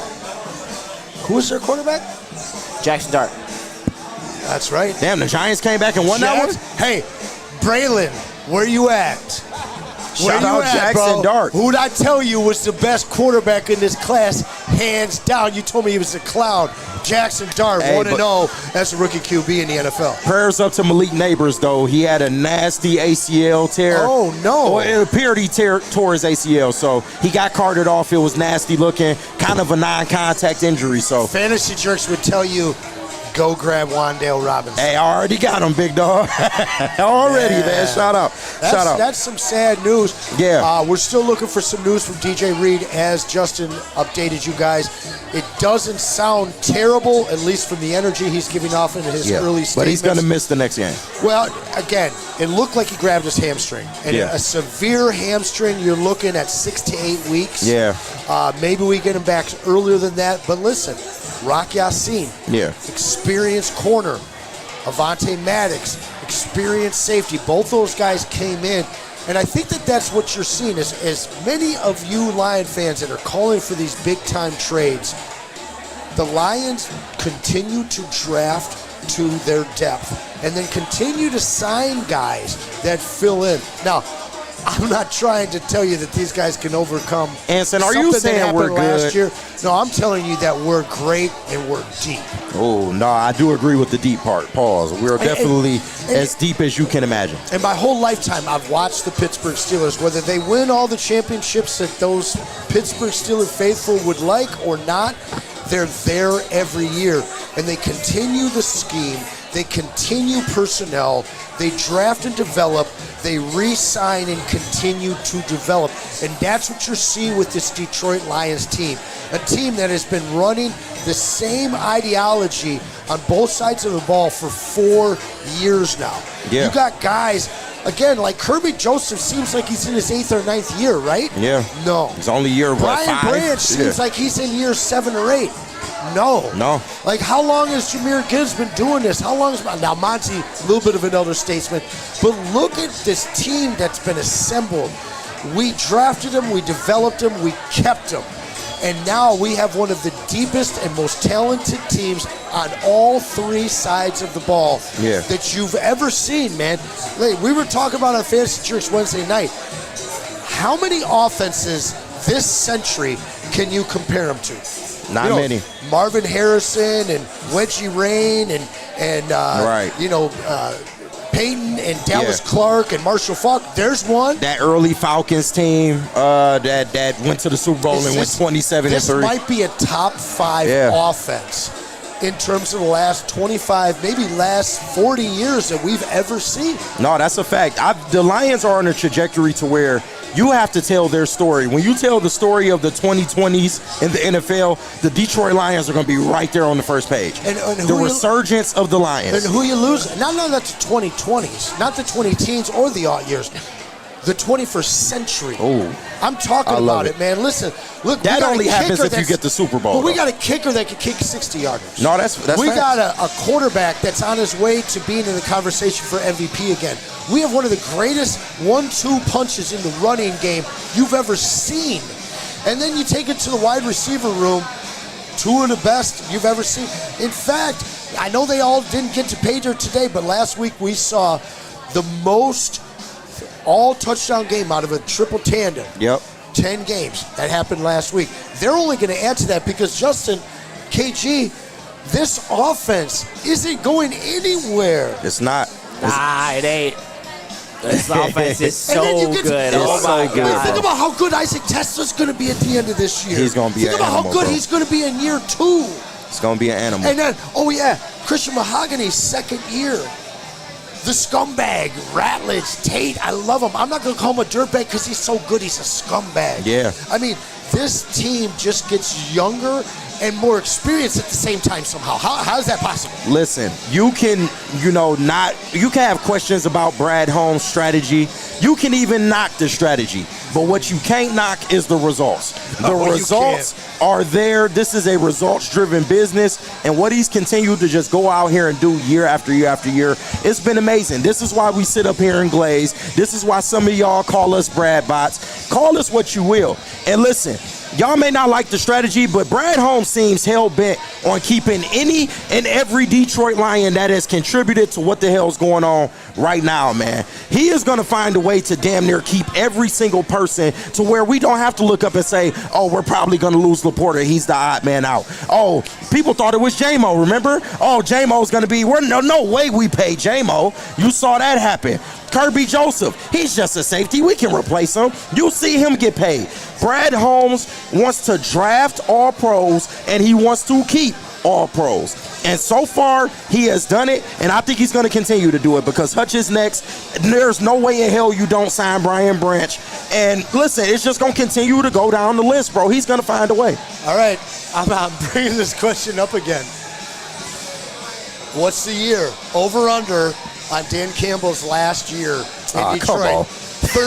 We can do better than that. What is this, the preseason? No, come on. No, but listen. Yeah, seriously, when we come talked about on, this bro. 3 weeks ago. I'd rather talk about what do you think the hold on a weakest second. unit of Hold this on a team second. is. Hold on a Bush second. League. I'm talking about the change. Amateur hour. I'm talking about the change in Lions fans. 3 weeks ago, people ready to jump off the wagon here.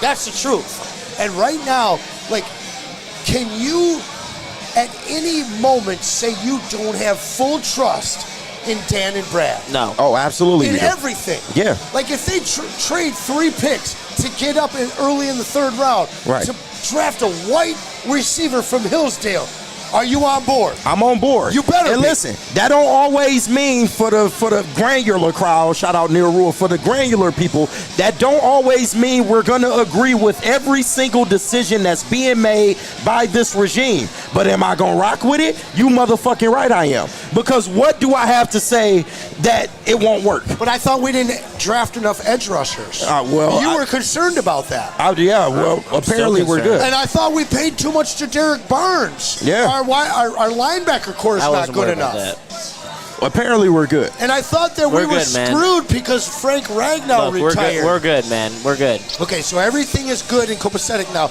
All of the concerns are dismayed that we had after Green Bay and we had in the preseason. So I'm going to play devil's advocate. That's my MO, Big Clouds, baby. Shout out to Mad Pax here. So give me one, and I'll challenge you guys at home. Super Chat has been dead today. Show us some love. We're 3-1. Your one concern with this team right now, and it can't be DJ Reed.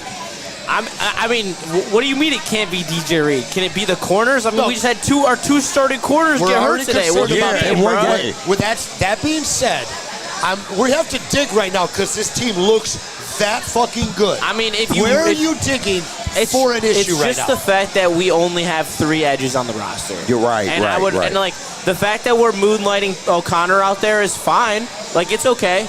Like I'm good with it for a short period of time, but like when push comes to shove, like a legitimate rotation of pass rushers is how you win the Super Bowl. And anything's possible. Like this team can win the Super Bowl without it. But it would just be nice to have a 4th edge rusher in the building. It's not like literally nothing against any of our edges right now. The edges are playing as good as they could be playing, in my opinion. However, it'd be nice to have a 4th edge in there. Maybe a pass rushing specialist. Maybe AQM is doing a great job of that. But imagine if AQM could just go all out for a little less snaps, so he is a little bit more fresh. Right. And you don't have a drop off from AQM, or you bring in someone better than AQM. No, I agree. And you can always want more. And I don't want Lions fans to kind of get that confused with what we're saying. Would I welcome another edge to this team? You damn right I would. Like, who wouldn't? Especially if, we beat the hell out of the Bengals and then 3 to 4 weeks after that, we go out and make a trade to add them to the team for a Super Bowl run. I would absolutely love some shit like that for that to happen. But I do trust their vision of where we're at as a football team. because whenever there's been a major problem, Brad Holmes has stepped out to fix it. And you can bring up the edge argument. Okay, fine, we get it. We get bro. it. Sticks getting salty. Dude, Sticks on my ass, bro. 4th in the NFL in sacks. But yeah, let's cry about the edges. I literally just said all the edges are playing as good as they could be playing. Right. Don't be going there. Once again, I'm just saying we can want more as a fan base. There's nothing wrong with that. And it's just, I personally prefer 4 edges in my personnel. And it's great that O'Connor can play out on the edge. I challenge these guys to come up with one problem with this team. A team that seems without problems right now, outside of wondering what the injuries are to TA and DJ Reed. And I'll be honest with you, we talk about that interior line. Tyleek looks so good. DJ Reed are dominant today. We're going to get a Lee McNeil back.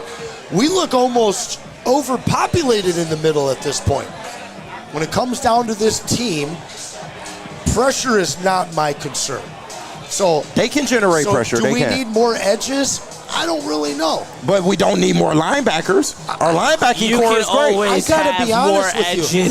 I gotta be honest with you. Bring me all the edges. I want all of them. All of them. But I don't even understand. I have no clue right now where my concern with this team is. And I told you guys that you couldn't choose the injuries because realistically, outside of the injuries, there are no concerns that I have with this team through 1 month of football. I mean, that's what the Lions were last year. I have no concern outside of the injuries that they have. That's not true. We had questions about that third receiver last year.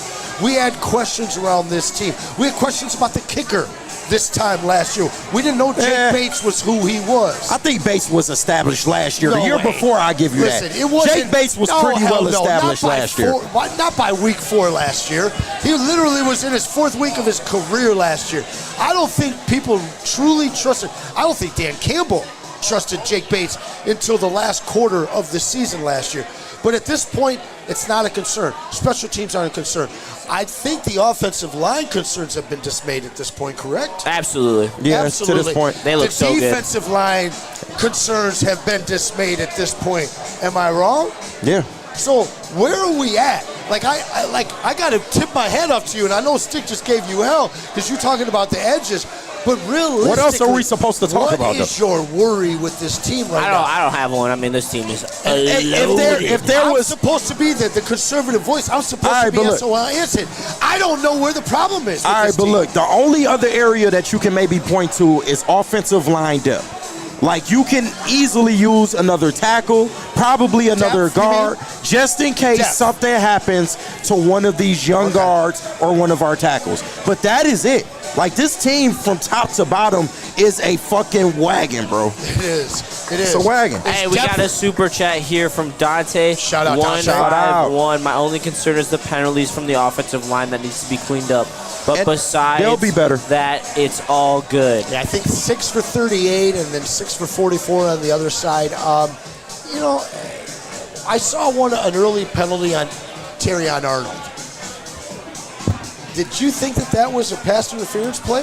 The second one, no. The first one was pretty obvious. No, or the second one, I'm sorry. Yeah, the second one was definitely questionable. Not a penalty. That was questionable. I'm sorry. He put his hand on the shoulder pad for I thought they would have threw it on DJ Reed more than him because DJ Reed kind of had a tug of the jersey at the end on that play. And at what point does Terrion Arnold start to get the benefit of the doubt as he's just in his 21st game of his career? I'm not worried about Terrion. I think Terrion is the one thing that if I was looking at the chat right now, people would say this is my concern, especially with DJ Reed now with some injury. And I'm going to ask you these two questions. Is Terrion Arnold, do you have faith in him to step up into that full-time role for the next 1 to 2 months, assuming that that's how long DJ is out, and or are you going to free agency to sign somebody? Sign another edge rusher. I'm kidding. Okay, so let's operate under the premise that DJ is out for 6 to 8 weeks. Okay? Okay. So, first part of the question, Terrion Arnold, is he capable of carrying this team through those next 2 months, or are you going out and signing somebody? I mean, we kind of might be a little short-handed as it is. only if it came to a point of injury concern, then I would go out and maybe seek somebody. But I'm getting sick of judging TA game to game. I'm not worried about TA. We need to do that at the end of the season. Let's look at the whole thing. But I'm just getting tired of this game to game, not even game to game, snap to snap judgment of Terry and Arnold, bro. It's getting tired, bro. Do you know why? Because nobody else is making mistakes. The execution of this team, I talked about it during the week. I filled in a couple of shows. I saw a graphic last week. We missed 4 tackles. Yeah. I don't know if that's accurate because that seems crazy, but that 4. does seem crazy. Every 4th down, we hit the optimal read, and I believe 80% of our 3rd downs, we hit the optimal read. And the thing that we've struggled with as Lions fans, with our past great teams or really good teams, we'd shoot ourselves in the foot. Yeah. We didn't execute. And now we saw a heavy lack of execution in week 1 when we had a new offensive line that had never worked together and like things like that. But over the last 3 weeks, especially last week and then again this week, the execution on all sides of the ball that the Lions are showing right now, where the hell can you even complain? I'm challenging you guys right now. He brings up edge, which is a legitimate question because it's not that deep. It sticks in the chat, ready to pounce on him. You know, I'm hitting you with these questions. Where are the deficiencies on this team right now? And is Terrion, in my opinion, is he as good as he is, but he's still getting the flag because this team is just that complete all 52 otherwise? You want to take this away? I know you're a Terrion guy. Talk to him. I'm sick of it. No, I mean, sick of talking about it. I'm sick of talking about it, and I think you're right. I think it's magnified because of the fact that this team is absolutely spectacular, and just there's not a lot of lack in execution. It was covered up in week 1 because of how bad the offensive line played and the defensive line, so it wasn't really a storyline. But as this team has continued to shape up, that's been the one thing that hasn't really gotten better. He got another penalty today, another holding call as well before he got hurt. I mean, it's nitpicking, and I think that, I don't know, I'm not ready to call it anything on TA. I think he's a good player. I think he makes a lot of handsy plays, but he comes from that SEC background. Like, he really hasn't been able to shake off that rookie handsiness that you come when you come from Alabama. They are taught down there to be handsy, to be sticky. If you watch any game on Saturday in the SEC, it is a physical brand of football. Every single time they're on the outside, that's what makes these SEC wide receivers so good when they come into the NFL. I'm not ready to go there with TA. I think that he gets a lot of help when the pass rush is playing well. Like you saw in the second half of the Ravens game, the pass rush was really getting home. TA was a non-factor. No one talked about TA because they didn't throw at TA. And that's what you want to hear from a corner. The fact that he is talked about in penalties so much, and then when the pass rush isn't getting home, the fact that they target him is why. But yeah, he probably is the weak point of this defense, though, because you see Amik out there as well, and Amik's balling all the time. Amik looked great. How many big touchdowns on Terry, I don't know, that you can recall? I mean, but that's the thing. He takes smart holding and PI calls. Yes, sir. There's a lot of and that's what they're taught down there as well. Like, they know that if they're beat, they would rather take a 15-yard penalty. We don't or talk about Terrion Absolutely. getting burned. Yeah. We talk about Terrion getting flagged. And a lot of the time, it's not even on vertical routes downfield. For the most part, when I see him getting burned, it's on routes to the middle of the field or to the outside where he's not playing leverage.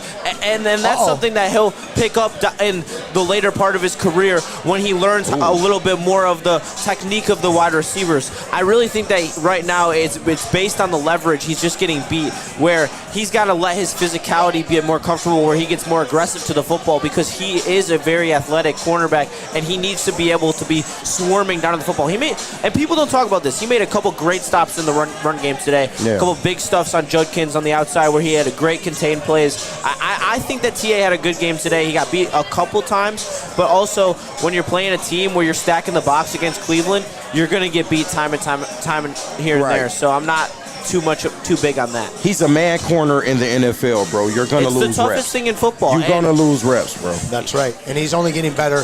I beg you guys to remember Patrick Peterson and his development through his first 2 years. Even Darius Slay.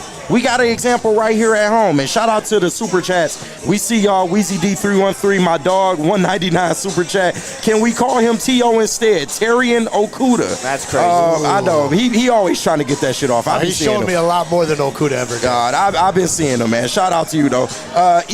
ECL in the chat with a $5 super chat. TA gets sized every week. Where's the accountability for BB? Is that what he said? Hold on. He's cost us 2 turnovers, has been getting worked for the last 2 weeks. I hope you're not talking about Brian Branch, bro. He said BB. I'll never hate on Brian Branch. Who else is BB?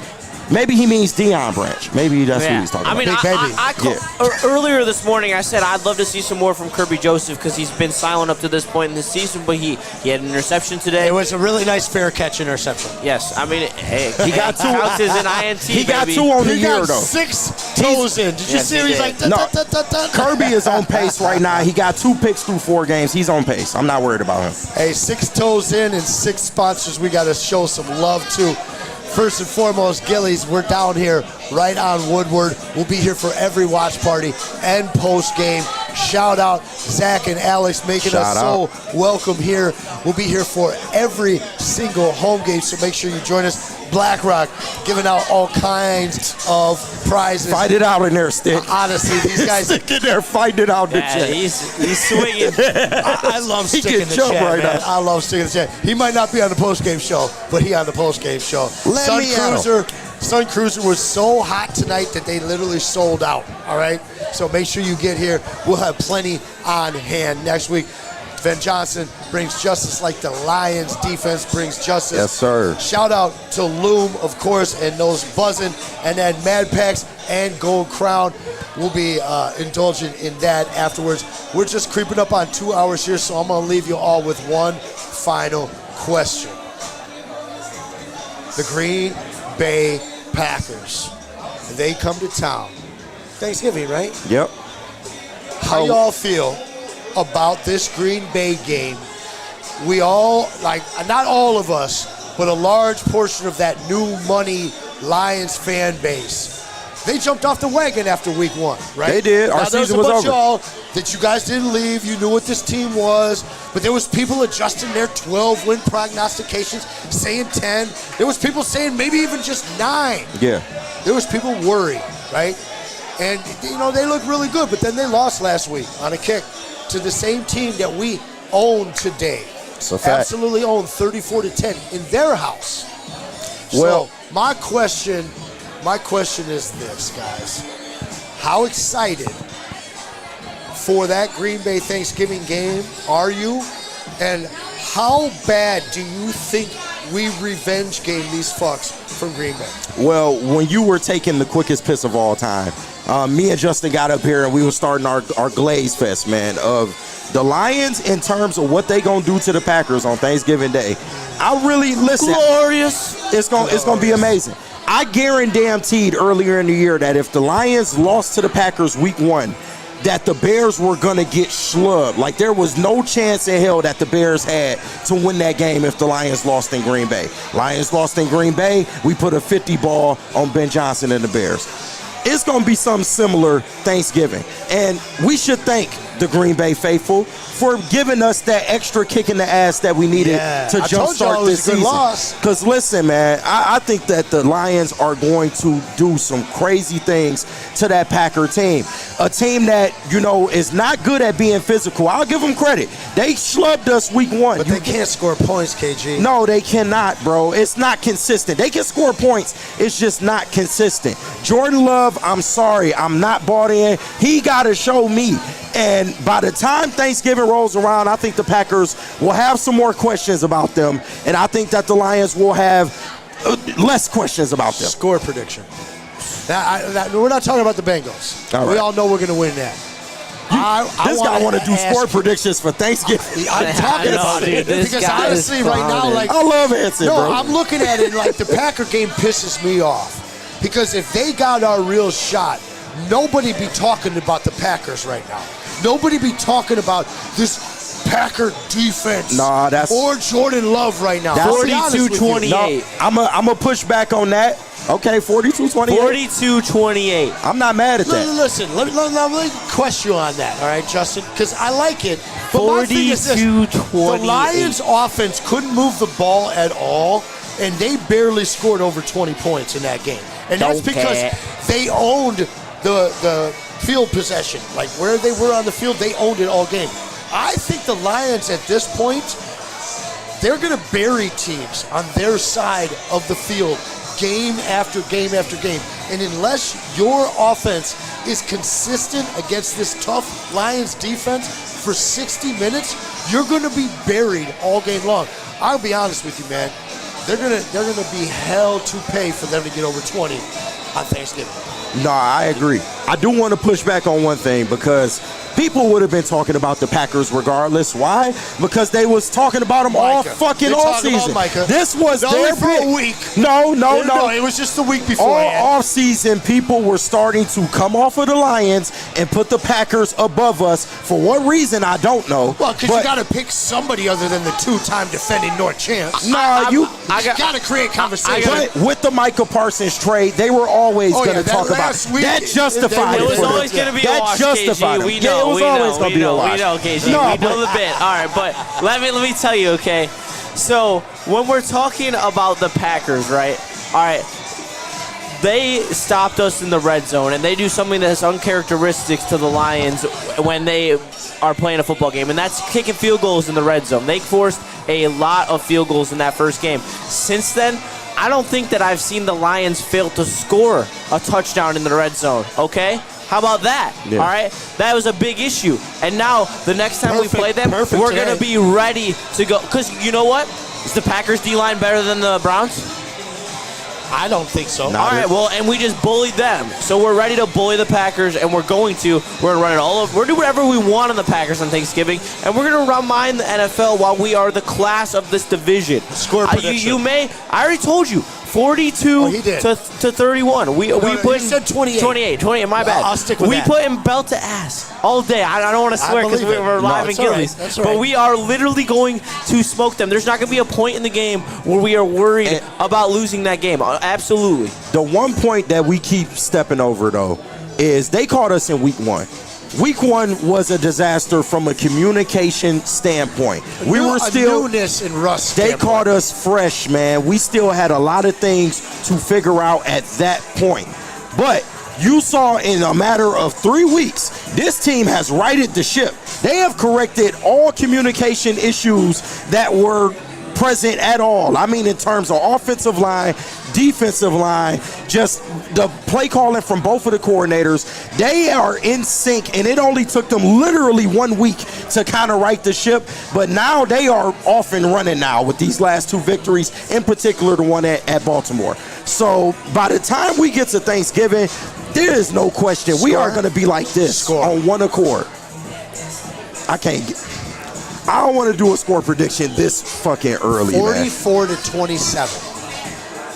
That's what Justin had. He's 42-28. Okay. Very close. So you have 40 what? 44 to 27. 44 to 27. 5 touchdowns. 3 third leg baits. Give me 33-17.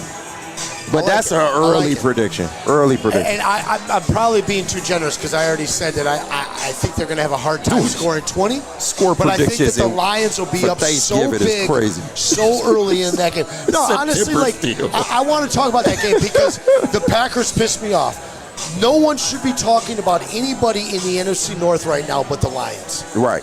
Period. That's fair. But when you go out there and lose the way you did, it's going to be a conversation. And even with the Packers losing to the Browns the way they did, it's not going to be as talked about as what they did to the Lions that opening week. So it's chuck it up to the game, man. But we will have our opportunity. We will have our chance to go in there and shut everybody the fuck up. That's fucking right. And the Detroit Lions sit atop the NFC Central North, they call it these days. At 3-1, we await the Green Bay Packers playing tonight at 8:20 Sunday Night Football. Have an opportunity to own this division on our own right now. Yeah. Hey, we will be back again doing the same thing next week. We will be in studio though for the pregame, postgame, and the No, I watch thought we'll party be in at Art and between. Jake's. We'll be at Art and Jake's. Next week. I mean, I won't be, but you guys will. Yeah, next week. Well, thank you. That's why we have young Justin here. Yeah, we shout will be out. at Art and Jake's. We'll fill you in on the details of the location. I know we'll be visiting one of their many great locations throughout Metro Detroit, and I believe the first of each month we will be at an Art and Jake's location for that first away game of the month. But big shout out to Gillies for hosting us today for the watch party and the post game. Yeah. We appreciate everybody that joined us. If you can, smash that like button Smash before we that. get out of here. Oh, some of y'all ain't slick either. I saw y'all talking about my stomach in the chat. You goddamn right. Big belly because I'm eating good. You watch y'all motherfucking mouths in there. Are you slimming down or getting No, bigger? shout out to my people, man. Them was my people. Arf, Weezy D. I saw some of Show y'all. them Those some my love, people, man. man. Talk Oh, about no, the chat know I love them, bro. Even the We do haters. love the chat. Even the simple-minded motherfuckers in the chat. I absolutely know. appreciate y'all Speaking because of- without y'all, there's no this. I want to So, nah. simple mind. I want to throw out a bunch of names right now, but we'll keep it nice. Right. We got a list. Listen, we got a 3-1. list. September's in the books. It's about all you can really ask for at this point is Yes, go sir. 3-1 each and every month. Lions on top in the north. Shout out to my guy Justin Satawa, came over from Ford Field to join us and make us look real good. Shout out to my guy Hey, KG. my dog. Appreciate you, baby. I love we'll doing be this back with you. next week. Much love. Lions post game, Woodward Sports. Shout out to Gillies for hosting us. My name's Anson. We will see you tomorrow.